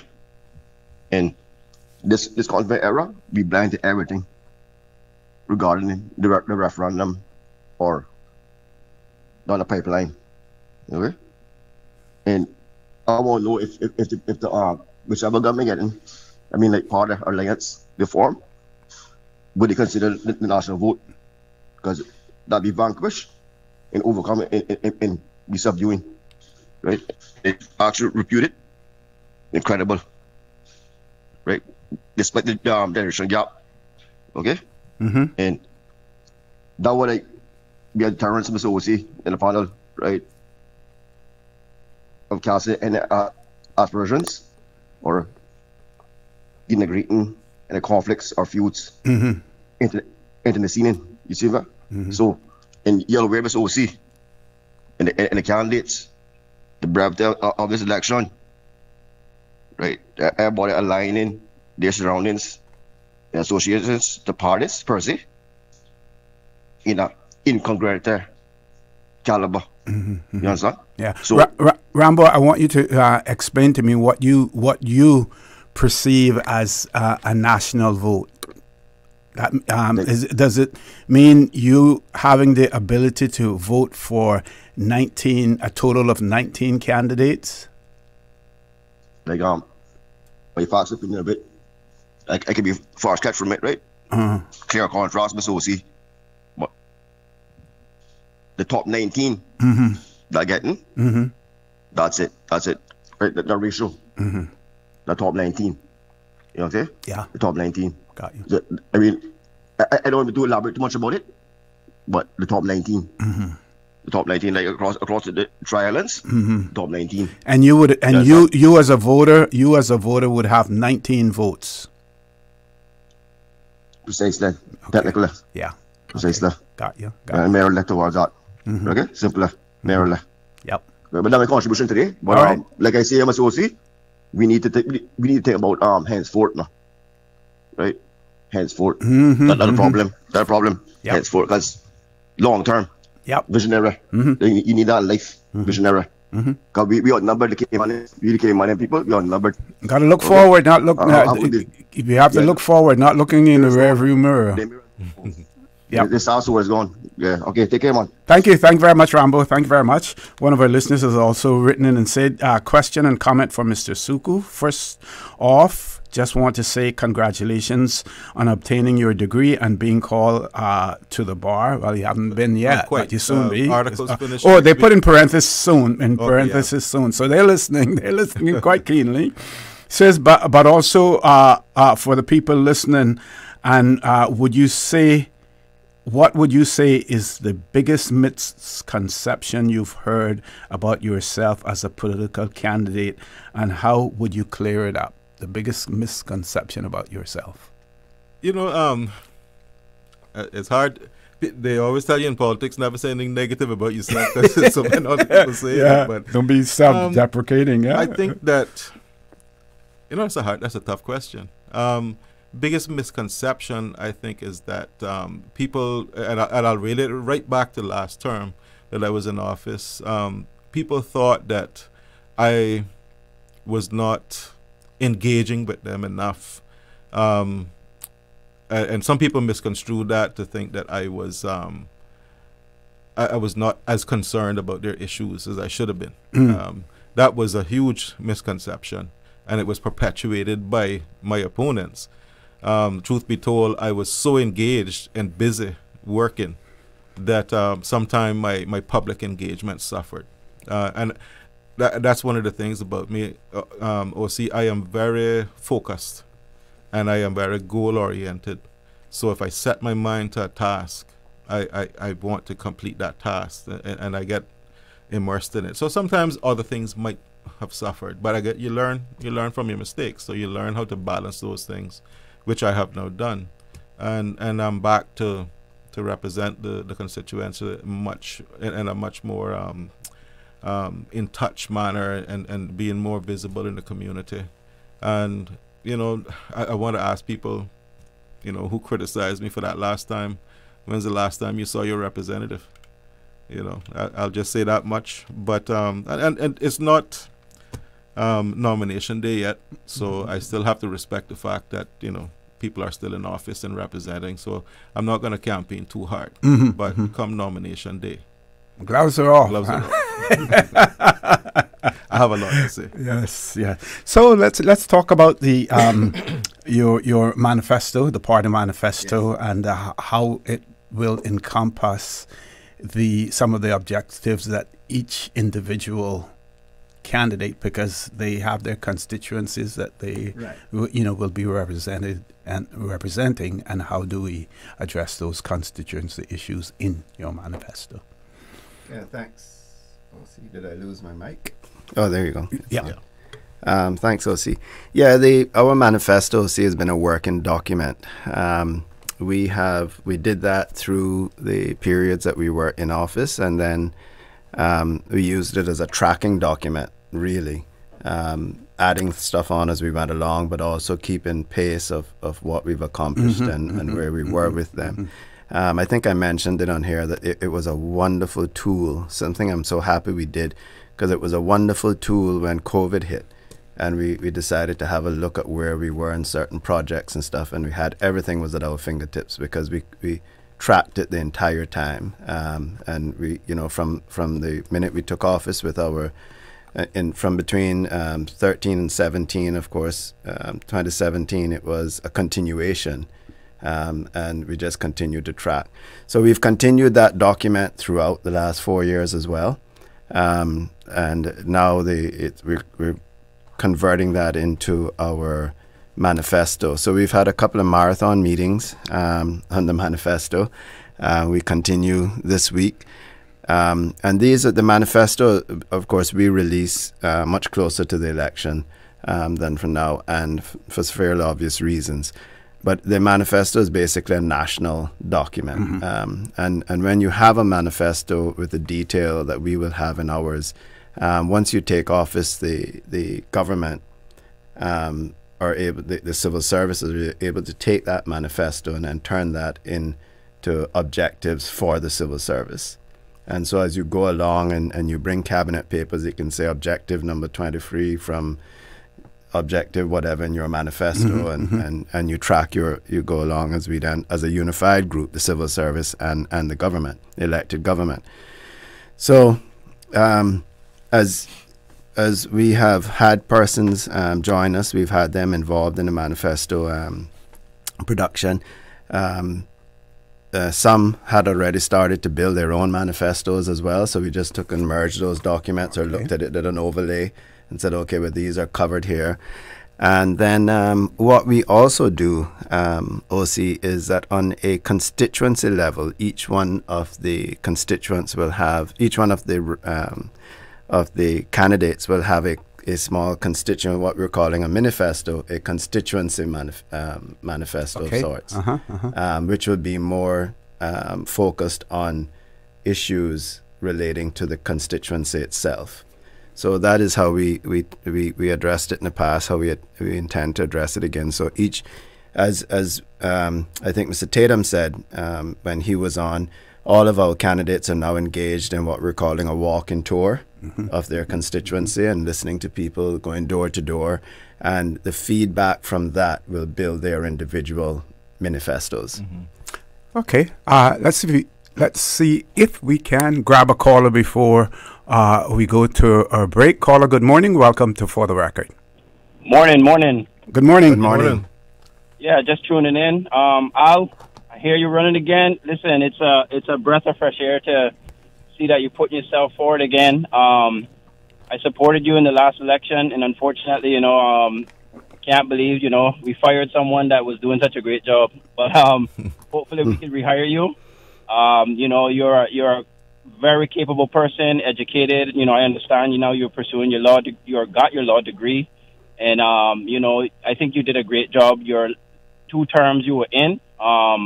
And it's unfortunate that, the people in Newlands didn't give you a second chance. But, if they're listening now, I just hope that they would reconsider giving you another chance. One thing I like about Al is, you're very humble. You can just hear that as you talk on the radio. You're a person who has great ideas, forward thinking and stuff like that. And, I just call in to support. This is not any affiliation. I'm not a PPM member. I'm solely a person who I know you, and I really think that you are a great person. The country can really use someone like you. So, I just call in to give my support, we need to encourage people more often, especially persons like yourself who are, such a great person And again, you have so much great attributes, characteristics. And if we look back at the 8 years you were in the House, I think you were effective. One thing that I really admire about Al is, in particular, I know the last election, the last election where he made that decision to realign himself with the PPM. And in a sense, it was a political suicide, and he somewhat paid for it. But I like that he saw the writing on the wall that independence was not the way to go. And I think we see that now. But he had the boldness and the honesty to say to the people, listen, I'm going to be honest with you. This is who I'm going to align myself with. And I think we're seeing that a lot now. We're asking candidates up front, who are you aligning yourself with? And Al saw that from last 4 years. He did that. Unfortunately, he paid a price, but that shows integrity and character. And that's the people that we want in office. So, yeah, just calling in just to give support and, and glad to see that you're putting yourself forward again. I do have one question or one thing that I'm going to leave you guys with, particularly with Mr. Hugh. I think a lot of us have fallen into the U.S. elections the last go around. There was a question that in an interview they asked the vice president at the time, Kamala Harris. They asked, what is going to be different with your administration than under the last four? And referring to Joe Biden. And I think a lot of people know she flip-flopped and answer it and stuff. And I'll just say to, Mr. Hugh as the party leader, there's a lot of people who are asking the question, what under your leadership, how is the PPM going to be different going forward? Because I think that is the sentiment of a lot of people have is like, the PPM has been in government for a long time. And, some of the things that we're still battling with, we're still struggling with. So the question is, what will, under your leadership, the party do different? And it's not about throwing no one under the bus. I think Mr. Alden was a great leader. But, obviously, times change. There's new challenges. And I think at the end of the day, the people of the Cayman Islands want action now. And it's an honest question, and I just think it'll help you to address what a lot of people are thinking. So that's my 2 cents. You gentlemen have a great morning. Thank you very much, caller. Leader of the opposition, you may want to recruit that individual, whomever he is, I was going to say, if he's not a member, but we need to make him one. Yeah, we're going to take a commercial break. Folks, please stay tuned for the record. We'll be back shortly. Accidents and illnesses can strike without warning. Ouch! When it comes to urgent care, every second counts. At Doctors Hospital, we have a dedicated team of experienced doctors and nursing staff available to you 24 hours a day, 7 days a week. Don't waste time in an overcrowded emergency room when you need urgent care. Whether it's a broken bone, a severe infection, or a sudden illness, trust in Doctors Hospital's unwavering dedication to providing the best immediate care. For complete urgent care when you need it the most, choose Doctors Hospital, located in Georgetown, 16 Middle Road.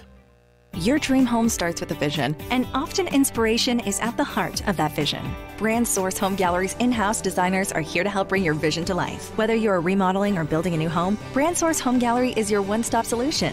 Explore their kitchen cabinets, sinks, faucets, bath fixtures, tubs, vanities, and more. Let Brand Source's designers help and inspire you with your next project. Call 623-5000 and schedule an appointment with a design expert at Brand Source Home Gallery, Dorsey Drive, Industrial Park, serving Cayman for 50 years.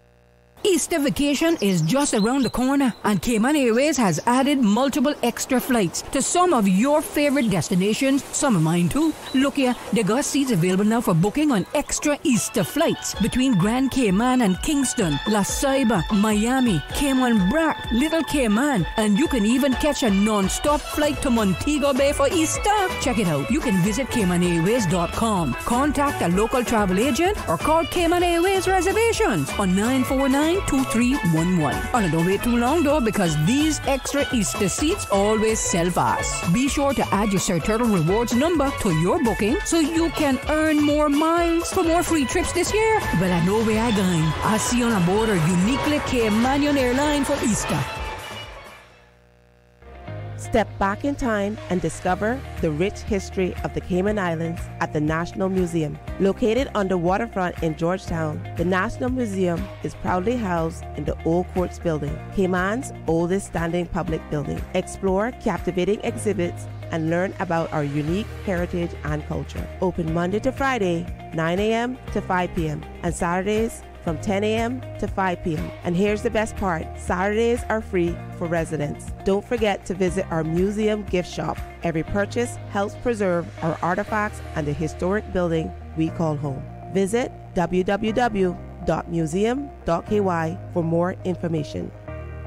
Funky Tang's Valentine's Sale is on now. Head over to Funky Tang's, 2 locations, Shedden Road and Countryside, Savannah, and take 10% off on Lasco Tower fans, Queen and King sheet sets, 32-inch Pioneer TVs, Puya tablets, blenders and hair clippers, blackout curtains and shower curtains. And while you're there, take 20% off those TC60 Bluetooth earbuds. For more info, call 949-0998. That's 949-0998. Funky Tanks, the home of electronics and more.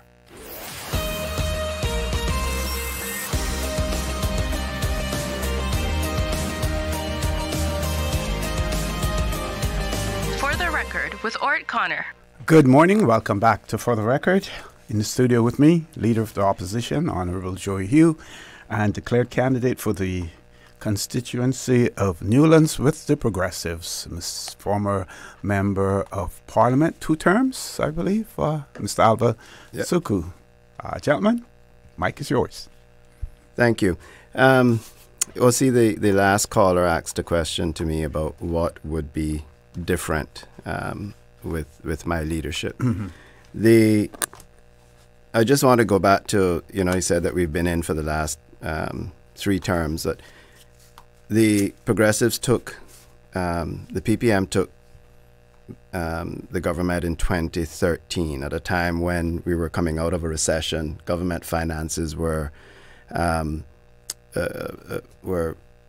in shambles. We were under the UK. We had to get our budget approved by the UK. And we, at that time, had different issues to address than we do now. Tourism was down, financial services, everything was down, and there was no development happening. So we had to come in with a different attitude than we would have to come in now, because the problems are not the same. And so, just we went on, we rebuilt the finances of the country, we restored investor confidence, and within 2 years we had regained autonomy over our budget, and we went on. 2017 came around, and we were a year and a half, 2 years into that. Everything was going really well. We were dealing with public transport, we were dealing with housing, we were dealing with cost of living, all these things that are now still major issues. We formed the Coast Guard, we formed the regiment, we bolstered the RCIPS, we created the CBC. All of these things we did within those couple of years, and then COVID hit and brought us to a standstill. 2021 came around quickly on the tail end of COVID.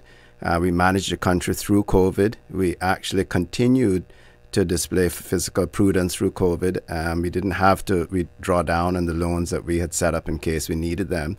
And thank goodness we had the cash reserves that we had, that we could make the decisions based on science and close our borders and save lives. But we still continued to grow as a jurisdiction even through COVID. And then we ended up in the opposition. And as I said earlier, I would ask people, are you better off 4 years later since the Progressives were in power, since the PPM were in power? Is your life better today? And I think most people will say absolutely not. And, the 2021 election was just one that was unique, and we talked about it quite a bit earlier, where all of the sitting or the returning Progressive members were returned, elected, were elected. All the incumbents were elected.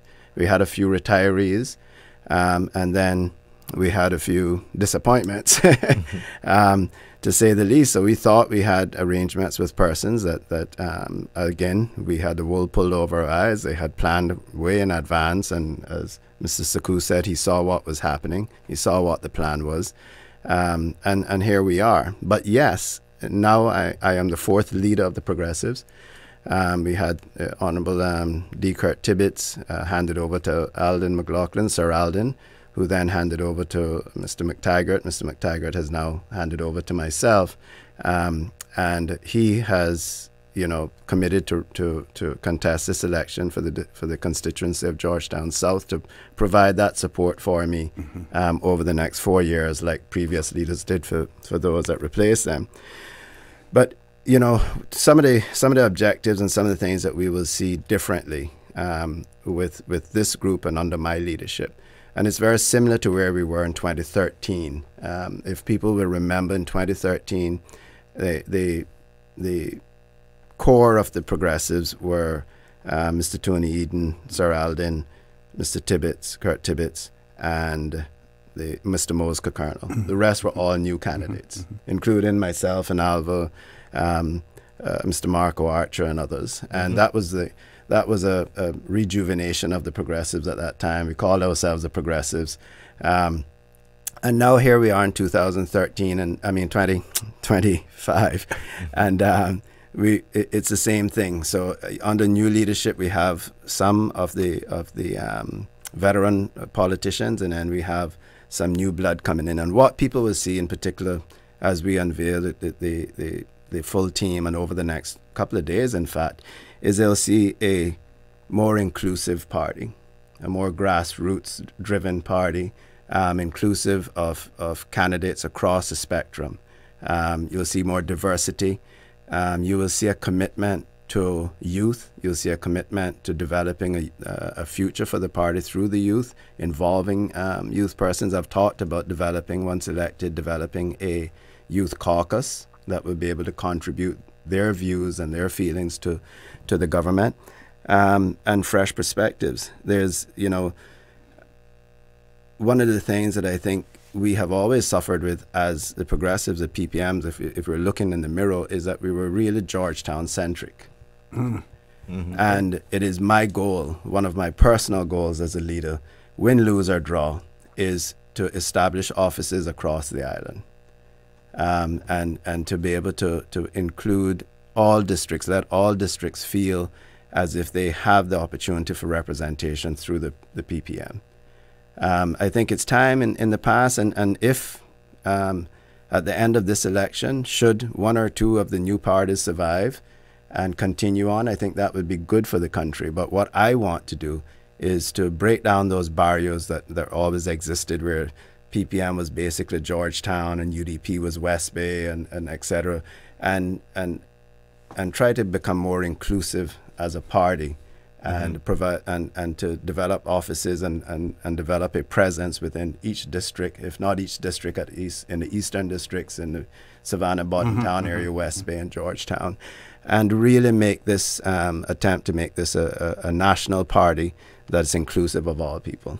Okay, we have a caller. Let's grab the caller. We'll take the call, then go to the commercial break after that. Caller, good morning. Welcome to For the Record. Good morning, O.C. How are you? Good morning. I'm fine. How are you? I recognize the voice, but I won't call a name. I am great. I could not pass this opportunity this morning to call in and say good luck to Mr. Suku. Thank you. As a past assistant clerk at the Parliament, I know exactly what he brought to the table. He had a passion for his people, and now he even has more to bring to the table. Oh, now I know who it is. He can actually get in there and scrutinize the bill and bring those amendments forward in the best interest of us, the people. So, Mr. Suku, I am saying to you today, I am so happy that you decided to return, and I wish you good luck in this election. Thank you so much. God bless. Okay, thank you very much, caller. Okay, have a great day. You Thank too. you. Great day too. Great day, and please stay safe. We're going to take a commercial break, and when we return, Mr. Suku, you can respond to that caller as well. Folks. Sorry, go ahead. I just want to make a correction. Sure, Someone pointed out Mr. Roy McTaggart is Georgetown East. Sorry. Oh, yeah, because you said I said South. Yeah, Georgetown East. There's a lot going on in the brain at the moment, but yeah, I want to thank the person for pointing that out. It is Georgetown East. Okay, folks, we're going to return after this commercial break. Don't change that dial. Please stay tuned. For the Record, we'll be back shortly. There you go, sir. Thanks for choosing JN Money Transfer. Boy, thanks to JN Money Transfer, I can stay right here in Cayman and pay mama bills back home in Jamaica. Her water, light, phone and other bills never late. Every month I pay everything in one place. Make payments to over 30 companies in Jamaica through JN Money Transfer.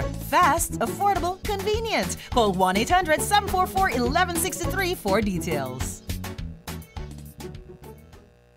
My mom's a superhero. She always knows what to do when I feel icky. Yesterday, we went to West Bay Pharmacy, and they had everything she needed. Medicine, my favorite band-aids with dinosaurs, and even flavored vitamins. Mom says they keep our family healthy.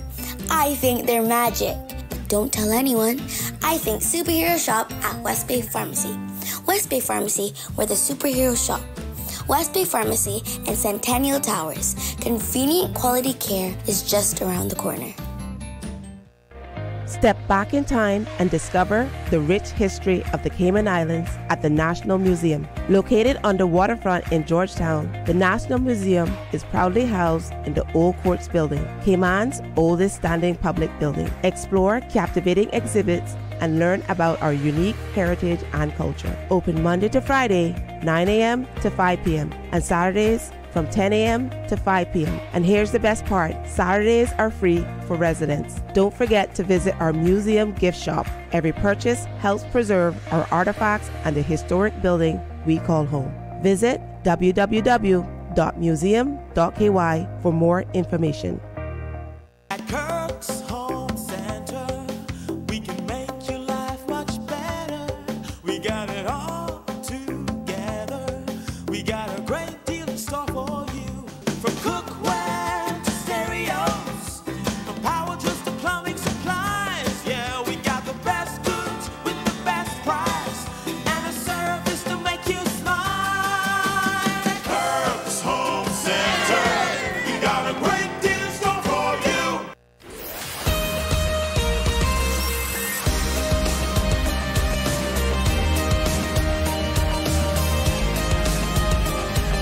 For the Record with Ort Connor. Good morning. Welcome back to For the Record. Less than half an hour to go in the show. In the studio with me, Leader of the Opposition, Honorable Joey Hew, as well as declared candidate for the constituency of Newlands, former Member of Parliament, two-term Member of Parliament, Mr. Alva Suku. So this person has written and said, Mr.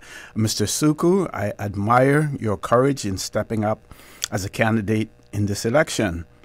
While becoming a lawyer may lead to wealth, you've chosen to prioritize your country instead.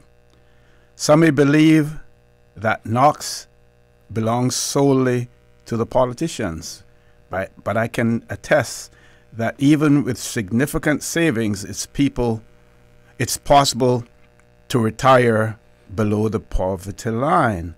I'm confident that you will excel, especially as one of the founders of the PPM, which continues to thrive. I welcome your brilliance, your critical thinking, and your passion for our country. Sincerely, Lucille Seymour, founder of the incomparable PPM party. She wanted to say Fort Knox on the other part, where Fort Knox belongs solely to the politicians. So, I guess what she means by that financing part of it, yeah, I guess. But you get an opportunity to respond to Miss Lucille as well as to our caller. Yeah, and I want to thank them all. Everyone that's called in or sent messages today, because I really do appreciate the encouragement and the confidence.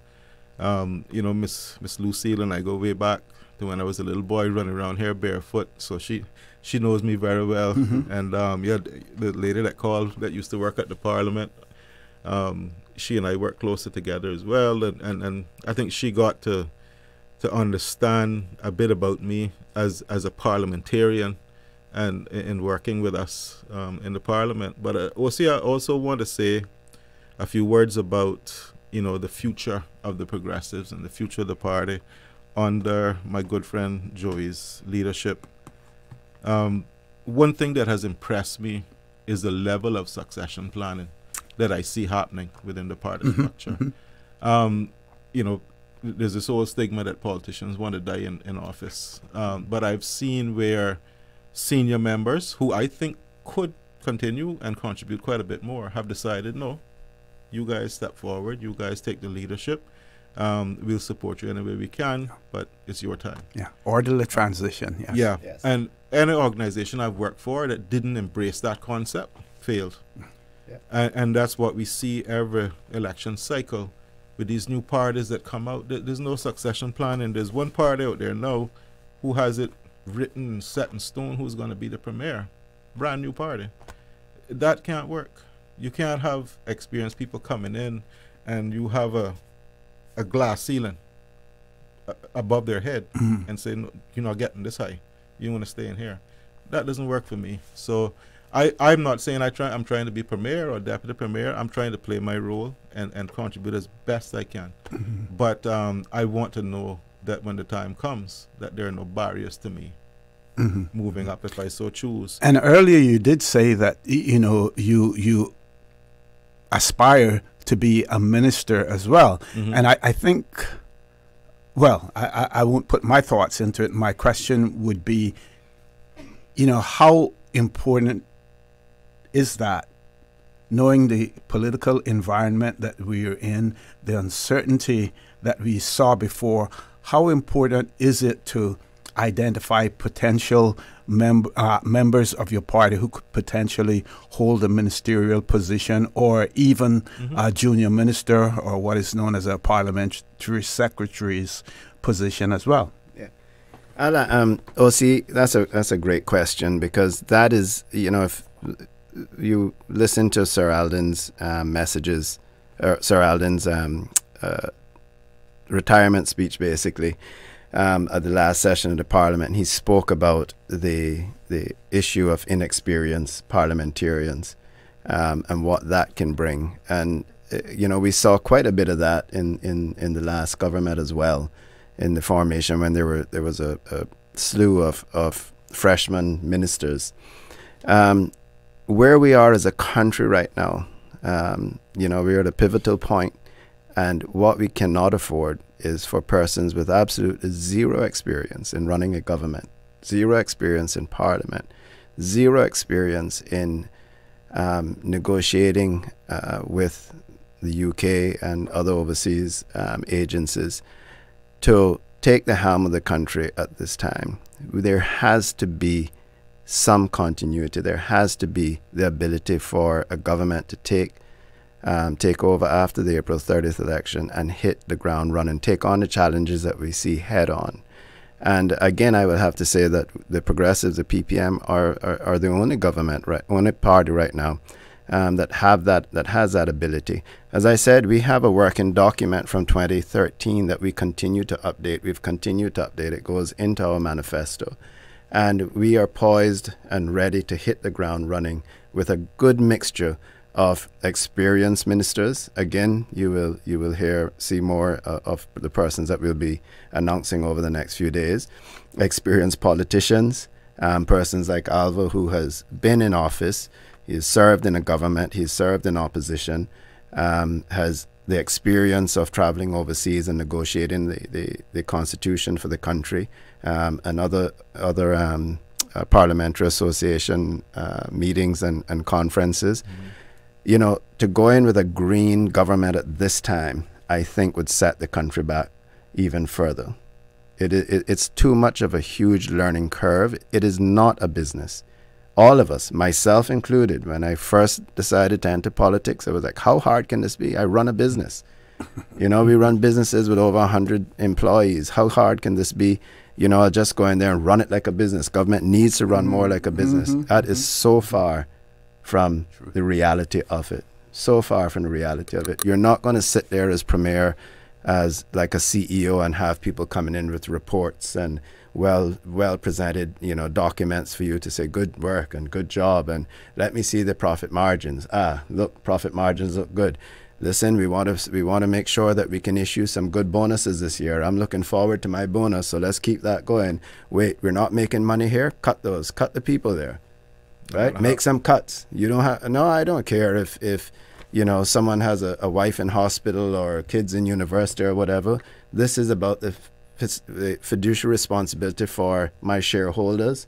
I want my bonus to be as big as possible this Christmas, so cut that department. You don't do that in government. It's the furthest thing away from that. Yep. There are agencies in government that will never make money. They will never make money, but they are there to serve the people of the country. They're essential. They're essential services. You're not going to go in there and talk about value for money and all those sorts of things when you're dealing with essential services. You're not going to say, oh, this is a waste of time. If you take, for instance, one of the lines in a government administration building, whether it be for DCI, for planning, for registrar, or whatever, if those lines get too long, that's not a sign of good business. We're going to be criticized as a government for not providing efficient service, world-class civil service. And, you know, the first person that has to go in there and wait for 30 minutes, an hour, they're going to complain and they're going to criticize the government. Now, if you have a business and the line is long, if you have a restaurant, the line is long to get a seat, that's a good thing because your business is doing well, right? It's so many other examples I could give, but it's so far from the truth. And we all at some point come in there if we are business persons with that mindset. And I sit at many dinner tables with my friends who are all business people and say to them, yeah, but you can't look at it that way. You can't do it that way. And that is what is concerning about what we see out there now as the alternatives to run this country after April 30th. Okay, before we go to our next commercial break, I'm not sure if we addressed Rambo's point about the all-island vote. We know that there's some opposition to the one person, one vote and the single member constituencies, and some persons have a tendency to connect the two. That one, you can't have one without the other. We keep hearing people talking about the national vote. We hear some, like myself, talk about having at-large seats where you get an opportunity to have a national vote, but not for the entire size of the parliament, for a proportion of it. And does the party have any position in relation to that? We haven't taken a firm position on that. It is certainly something, in fact, last night we were having discussions about it. I was speaking to Sir Alden about it, and I don't think the UK, we feel that the UK will not allow us to just abandon single member constituencies. They're going to see that as a retro step, and they're not going to be happy with that. But there certainly is the opportunity to look at hybrid systems, especially as the population continues to grow, because I just don't think we will get to the point that the constituencies, first of all, that there's equality between the smaller districts and those that have larger numbers.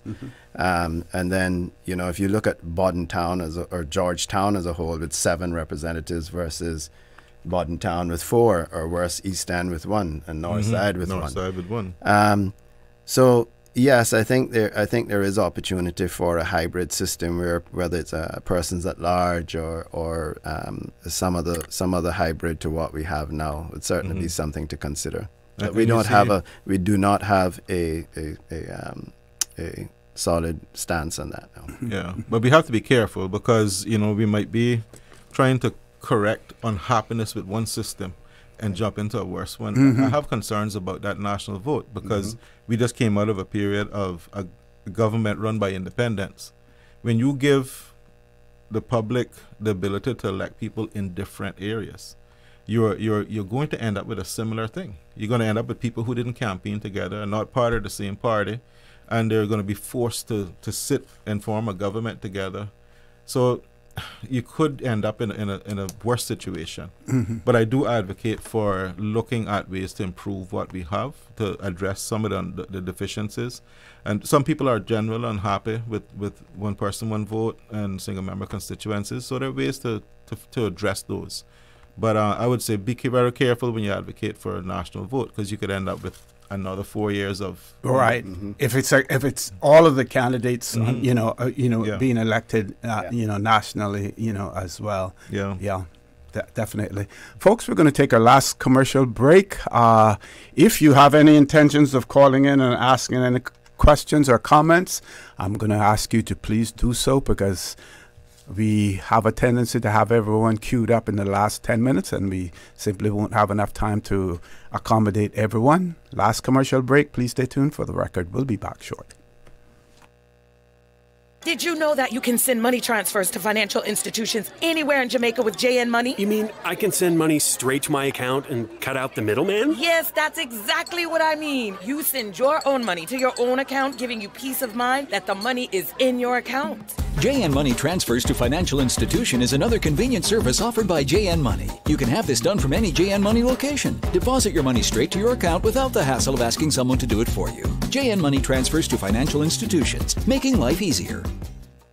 Did you know that Doctors Hospital provides urgent care services 24 hours a day, 7 days a week? And Doctors Hospital's urgent care physicians have access to the most advanced MRI and CT imaging in the Caribbean, providing reliable diagnostics when you need it most. When you need quality urgent care for an illness or injury, Doctors Hospital is here for you 24/7. Whether it's a migraine, chest or abdominal pain, shortness of breath, broken bones, or another urgent need, Doctors Hospital at the top of Walker's Road. Urgent care right now. Step back in time and discover the rich history of the Cayman Islands at the National Museum. Located on the waterfront in Georgetown, the National Museum is proudly housed in the Old Courts Building, Cayman's oldest standing public building. Explore captivating exhibits and learn about our unique heritage and culture. Open Monday to Friday, 9 a.m. to 5 p.m. and Saturdays from 10 a.m. to 5 p.m. And here's the best part, Saturdays are free for residents. Don't forget to visit our museum gift shop. Every purchase helps preserve our artifacts and the historic building we call home. Visit www.museum.ky for more information. Looking for fresh, healthy food that's full of flavor? Then you've got to visit Kirk Market. Our dishes are made with fresh, high-quality ingredients. Enjoy vibrant mixed greens or satisfying pasta salads. Or try one of our delicious grill options like blackened chicken, spicy beef steak, or grilled salmon. Looking for something light and flavorful? We've got sushi rolls and poke bowls prepared daily. And don't forget to explore a hot bar or Billy Fresh salad at the salad bar. Stop by Kirk Market today for breakfast, lunch, or dinner and taste the difference. Eat well, live well with Kirk Market.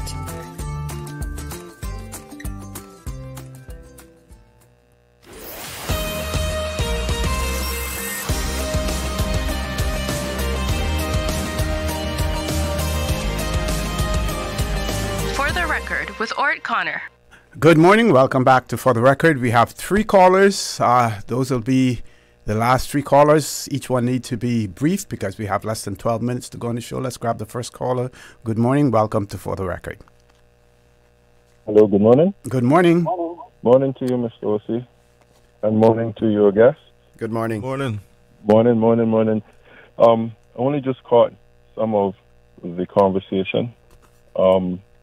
And I just called, I suppose I'm trying to be brief, a little difficult in terms of what I'm really feeling and the pinging that I'm feeling in my soul to share. But I'll say this, Mr. Saku, I appreciate you. Not only because I know you, but because of the last term that you were in office. I've listened to you over the years. I saw the decisions you've made in terms of changing from party to going independent or running with another group. And I think you're well-grounded in terms of for the people. And that's always been the thing for me. So I just heard what you just said a while ago, and I'm going to come back to that in a broader sense. So I think the only thing bad about you running, as far as I'm concerned, in terms of the area that you're in, is that you're against your nemesis. I really appreciate and respect as well, because I've, in my own personal assessment, assessed that that gentleman shares the same sort of basic ethos. And I say that broadly because I have a problem with parties. It's a personal thing for me. And maybe the example. And so let me back up. It's not because I don't understand our political system that fuels the whole notion of parties. That's clear, and I understand that, and I can respect that, and I understand that groupings sometimes are better or is better. However, maybe the examples in my own country hasn't been the greatest. So for a very long time, whether they were groupings that started in the district that I'm from, My Four, No More, and the whole nine, to this evolution to parties, has in many instances forgotten the small natural person. So Kemayans are suffering with the sort of things that you all identify with housing and all that sort of thing, because that hasn't been the focus of any one particular government. And I have found over the years that the party system, certainly those that have been ruling, has been focused on big business, has been focused on the interest of business. That's crucial, but the balance hasn't been made. And in fact, in my view, I think it should be focused the other way. So don't knock the people for choosing independence last time. That's because they were fed up. They were telling you something. They were telling this country something. So our leaders need to look at that and consider that. The vote is always the final. It's what the people are saying in that vote. So, whether you take it personal, whether you take it from a group perspective, I know that's for the honorable leader, which I have a lot of respect for, the honorable opposition leader, that is. Good morning to you again, sir. I don't know whether you're from Northwest Point originally.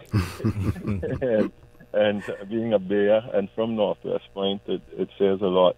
But I believe that you have your heart right, sir. And thank you. I know, certainly. And I've also listened to you over the years as well. So, I haven't been a big fan of the PPM for that reason, for those things that I've identified. It's not any one particular person. It's just the notion that this country is facing with Kemayans suffering on so many levels in a country that regionally we brag as being, top of the line. And so I just want to wish you well, Mr. Saku. I want to wish. Thank you. Yeah, man. And I pray that the people of Newlands make that decision that is wise. Like I said, I appreciate both of you, both members that are there or that are vying for there. I know that there are others, but I'll leave that alone. But all the best to you all, and thank you for allowing me to share my thoughts. And thank you very much, caller. Thank you. Thank you. Next, thank you. Next caller, we have 6 minutes left. Next caller, good morning, welcome. Good morning, Mr. Connor. Good morning. And good morning to the leader of the opposition. Good morning. Morning. And to my dear friend Al. Morning. Morning. I have the flu, so if I don't sound like me, it is me. And just a little word of warning about this flu, you don't have to go and get it. It comes for you, so be careful. Yes, I've heard that. And yes.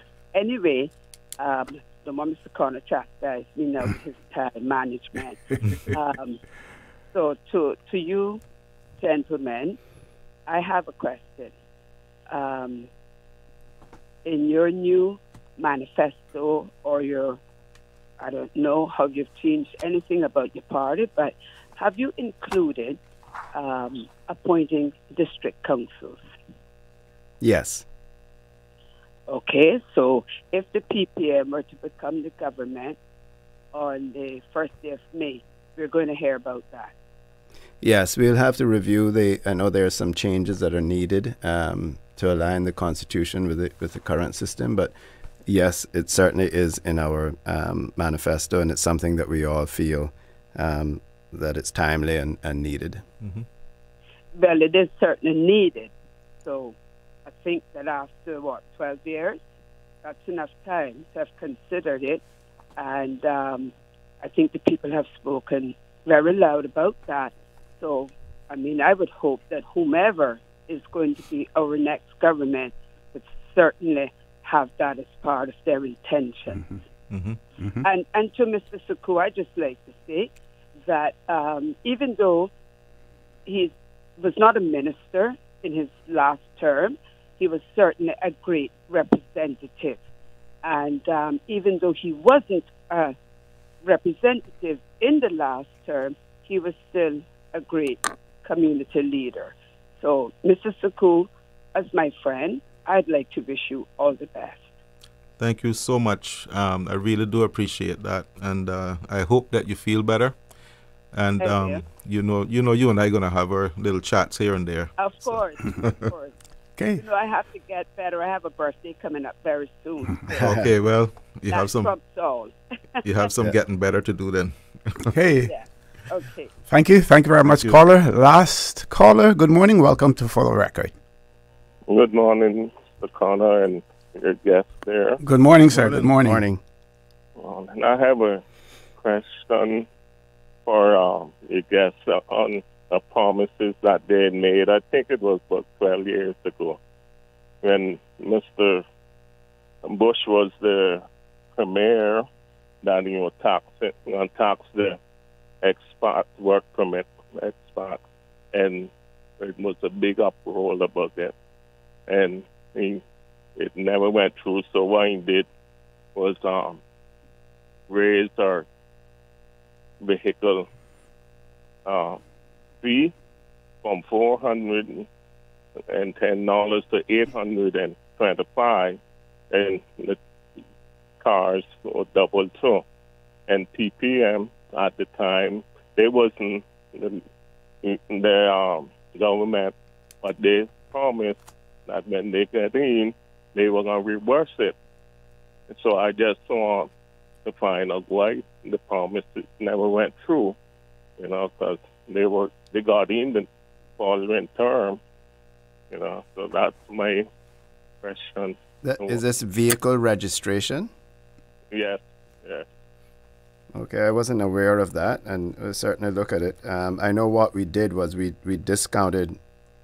We did do discounts. We didn't. First thing we didn't do any increases at all. We didn't increase any or introduce any new taxes, but we also put a program in place for seniors and offered discounts on driver's license. I think you pay and vehicle registration as well. I think you pay half of what you normally would pay. But I will certainly have a look at it. But I was not aware of that promise, and we apologize for that. But I will have a look at it. We are having manifesto meeting tonight, so we can talk about it there. Okay, thank you very much, caller. Let's see if I can share this one with you. It's fairly long.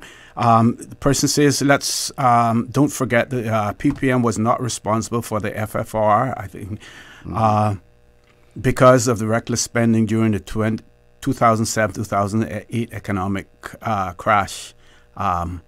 Says, is Alva going to be deputy premier? That was another question. Then they go on to say that the FCO cannot stop us from having a referendum to change the electoral system. Joey is incorrect with the assumption that they wouldn't allow that change. The entire purpose of a referendum is that the people can have a say without interference. Once, of course, due process is followed. But what we have to bear in mind is that there were constitutional provisions in there for the single-member constituencies. So, but you can speak for yourself in relation to whether or not the FCO would allow that. My colleague here, the FCO would have a say, but the UK Parliament would have a bigger say. Yeah, our constitution is an order in council, so it is voted on by the UK Parliament. So whatever political system we implement here must have the blessing of the UK Parliament at the very least. So there is some crossover where you would have to seek some affirmation that yes, we support this. Yeah. And I think there was an intervention in what I think it was BVI. It might have been that there was an intervention there when they were proposing an electoral system. I'll have to get the information. I'll send it to you maybe Monday. Okay. You can cover, or Friday. You can cover it. Yeah. So we'll see. Before we go on, I need to spend a minute or two promoting our conference coming up. That'll be at the Kimpton Seafire Resort, March 1st, 2025. We wanted to try and hold it in one of the government halls, etc., but those aren't allowed for political purposes anymore, apparently. So we're at the Kimpton Seafire, March 1st, 2025. Registration begins at 5:30 p.m. The business meeting is at 6:30, from 6:30 to 7:30 p.m. That's members only. But then we're open to the public at 7:30 p.m. So it'll be dinner will be served. Transportation will be provided. You can either call 926-4717 or 945-1776, or email at info@ppm.ky. So 926-4717, 945-1776, or info@ppm.ky. And I would encourage people to call or email and RSVP as well, so that we have an idea of numbers and we won't have to turn anyone back, as well as if they need transportation or any further information. If you're interested in joining the party as well, we would encourage you to contact the office. We can email you or one of the representatives or one of the candidates, and we can email you or WhatsApp you an application. A deadline for those applications would be next week, Tuesday, if you want to become a member of the party before the conference. You could sign up to be a member of the party at the conference, but we would not be able to approve you as a member there on the spot. But we certainly can sign people up there. But if you'd like to participate as a member, please reach out so we can get you the membership applications. I also want to send a big birthday shout out to Miss Esmeralda Scott. I know she's off island, but maybe she's listening. Her birthday was Monday. That's Miss Queenie. We call her down in Swamp. Miss Queenie's birthday was Monday. And also tomorrow is a special lady, Miss Marvel Bodden's birthday tomorrow, from Rocco, from Daisy. I want to wish her a very happy birthday. And I hope to catch up with her soon. Okay.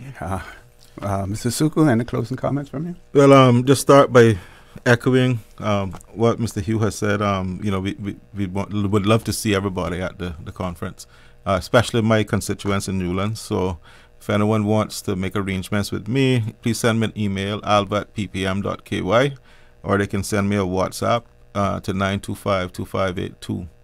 And just to close off, OC, I'm just want to say that I'm looking forward to presenting myself to the people in Newlands, asking for their support once again. I'm looking forward to working with the PPM. We're building from strength to strength. I talked about the succession plan, and I've also seen some interest in bringing back individuals who I closely worked with before. My good friend Kenneth Bryan being one. You know, we've stayed close throughout the years. We've talked to each other about politics offline.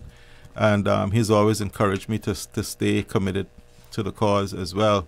So I'm hoping to see his return. That's above my pay grade, but I'm strongly advocating for it. Okay. And you know, we'll see what happens in the next few days. So. Excellent, folks.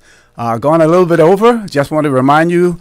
Don't forget to join Sterling Duane Ebanks at 12:15 for a talk today. And as usual, we ask the good Lord to bless these three beautiful, wonderful Cayman Islands. For the record, proudly brought to you by Brand Source Home Gallery, inspiring luxury, and JN Money. From abroad to yard. Fast, affordable, convenient. Doctors Hospital. Peace of mind is important when life happens. Doctors Hospital, always there for you. Call 949-6066. And Cayman Airways. Call them on 949-2311 to book your nonstop flights to Los Angeles and Panama. And Kirk Market. Experience a world of choice. And the Cayman Islands National Museum. Explore captivating exhibits and learn about our unique heritage and culture.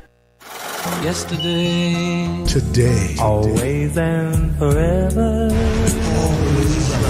Radio Cayman in the Cayman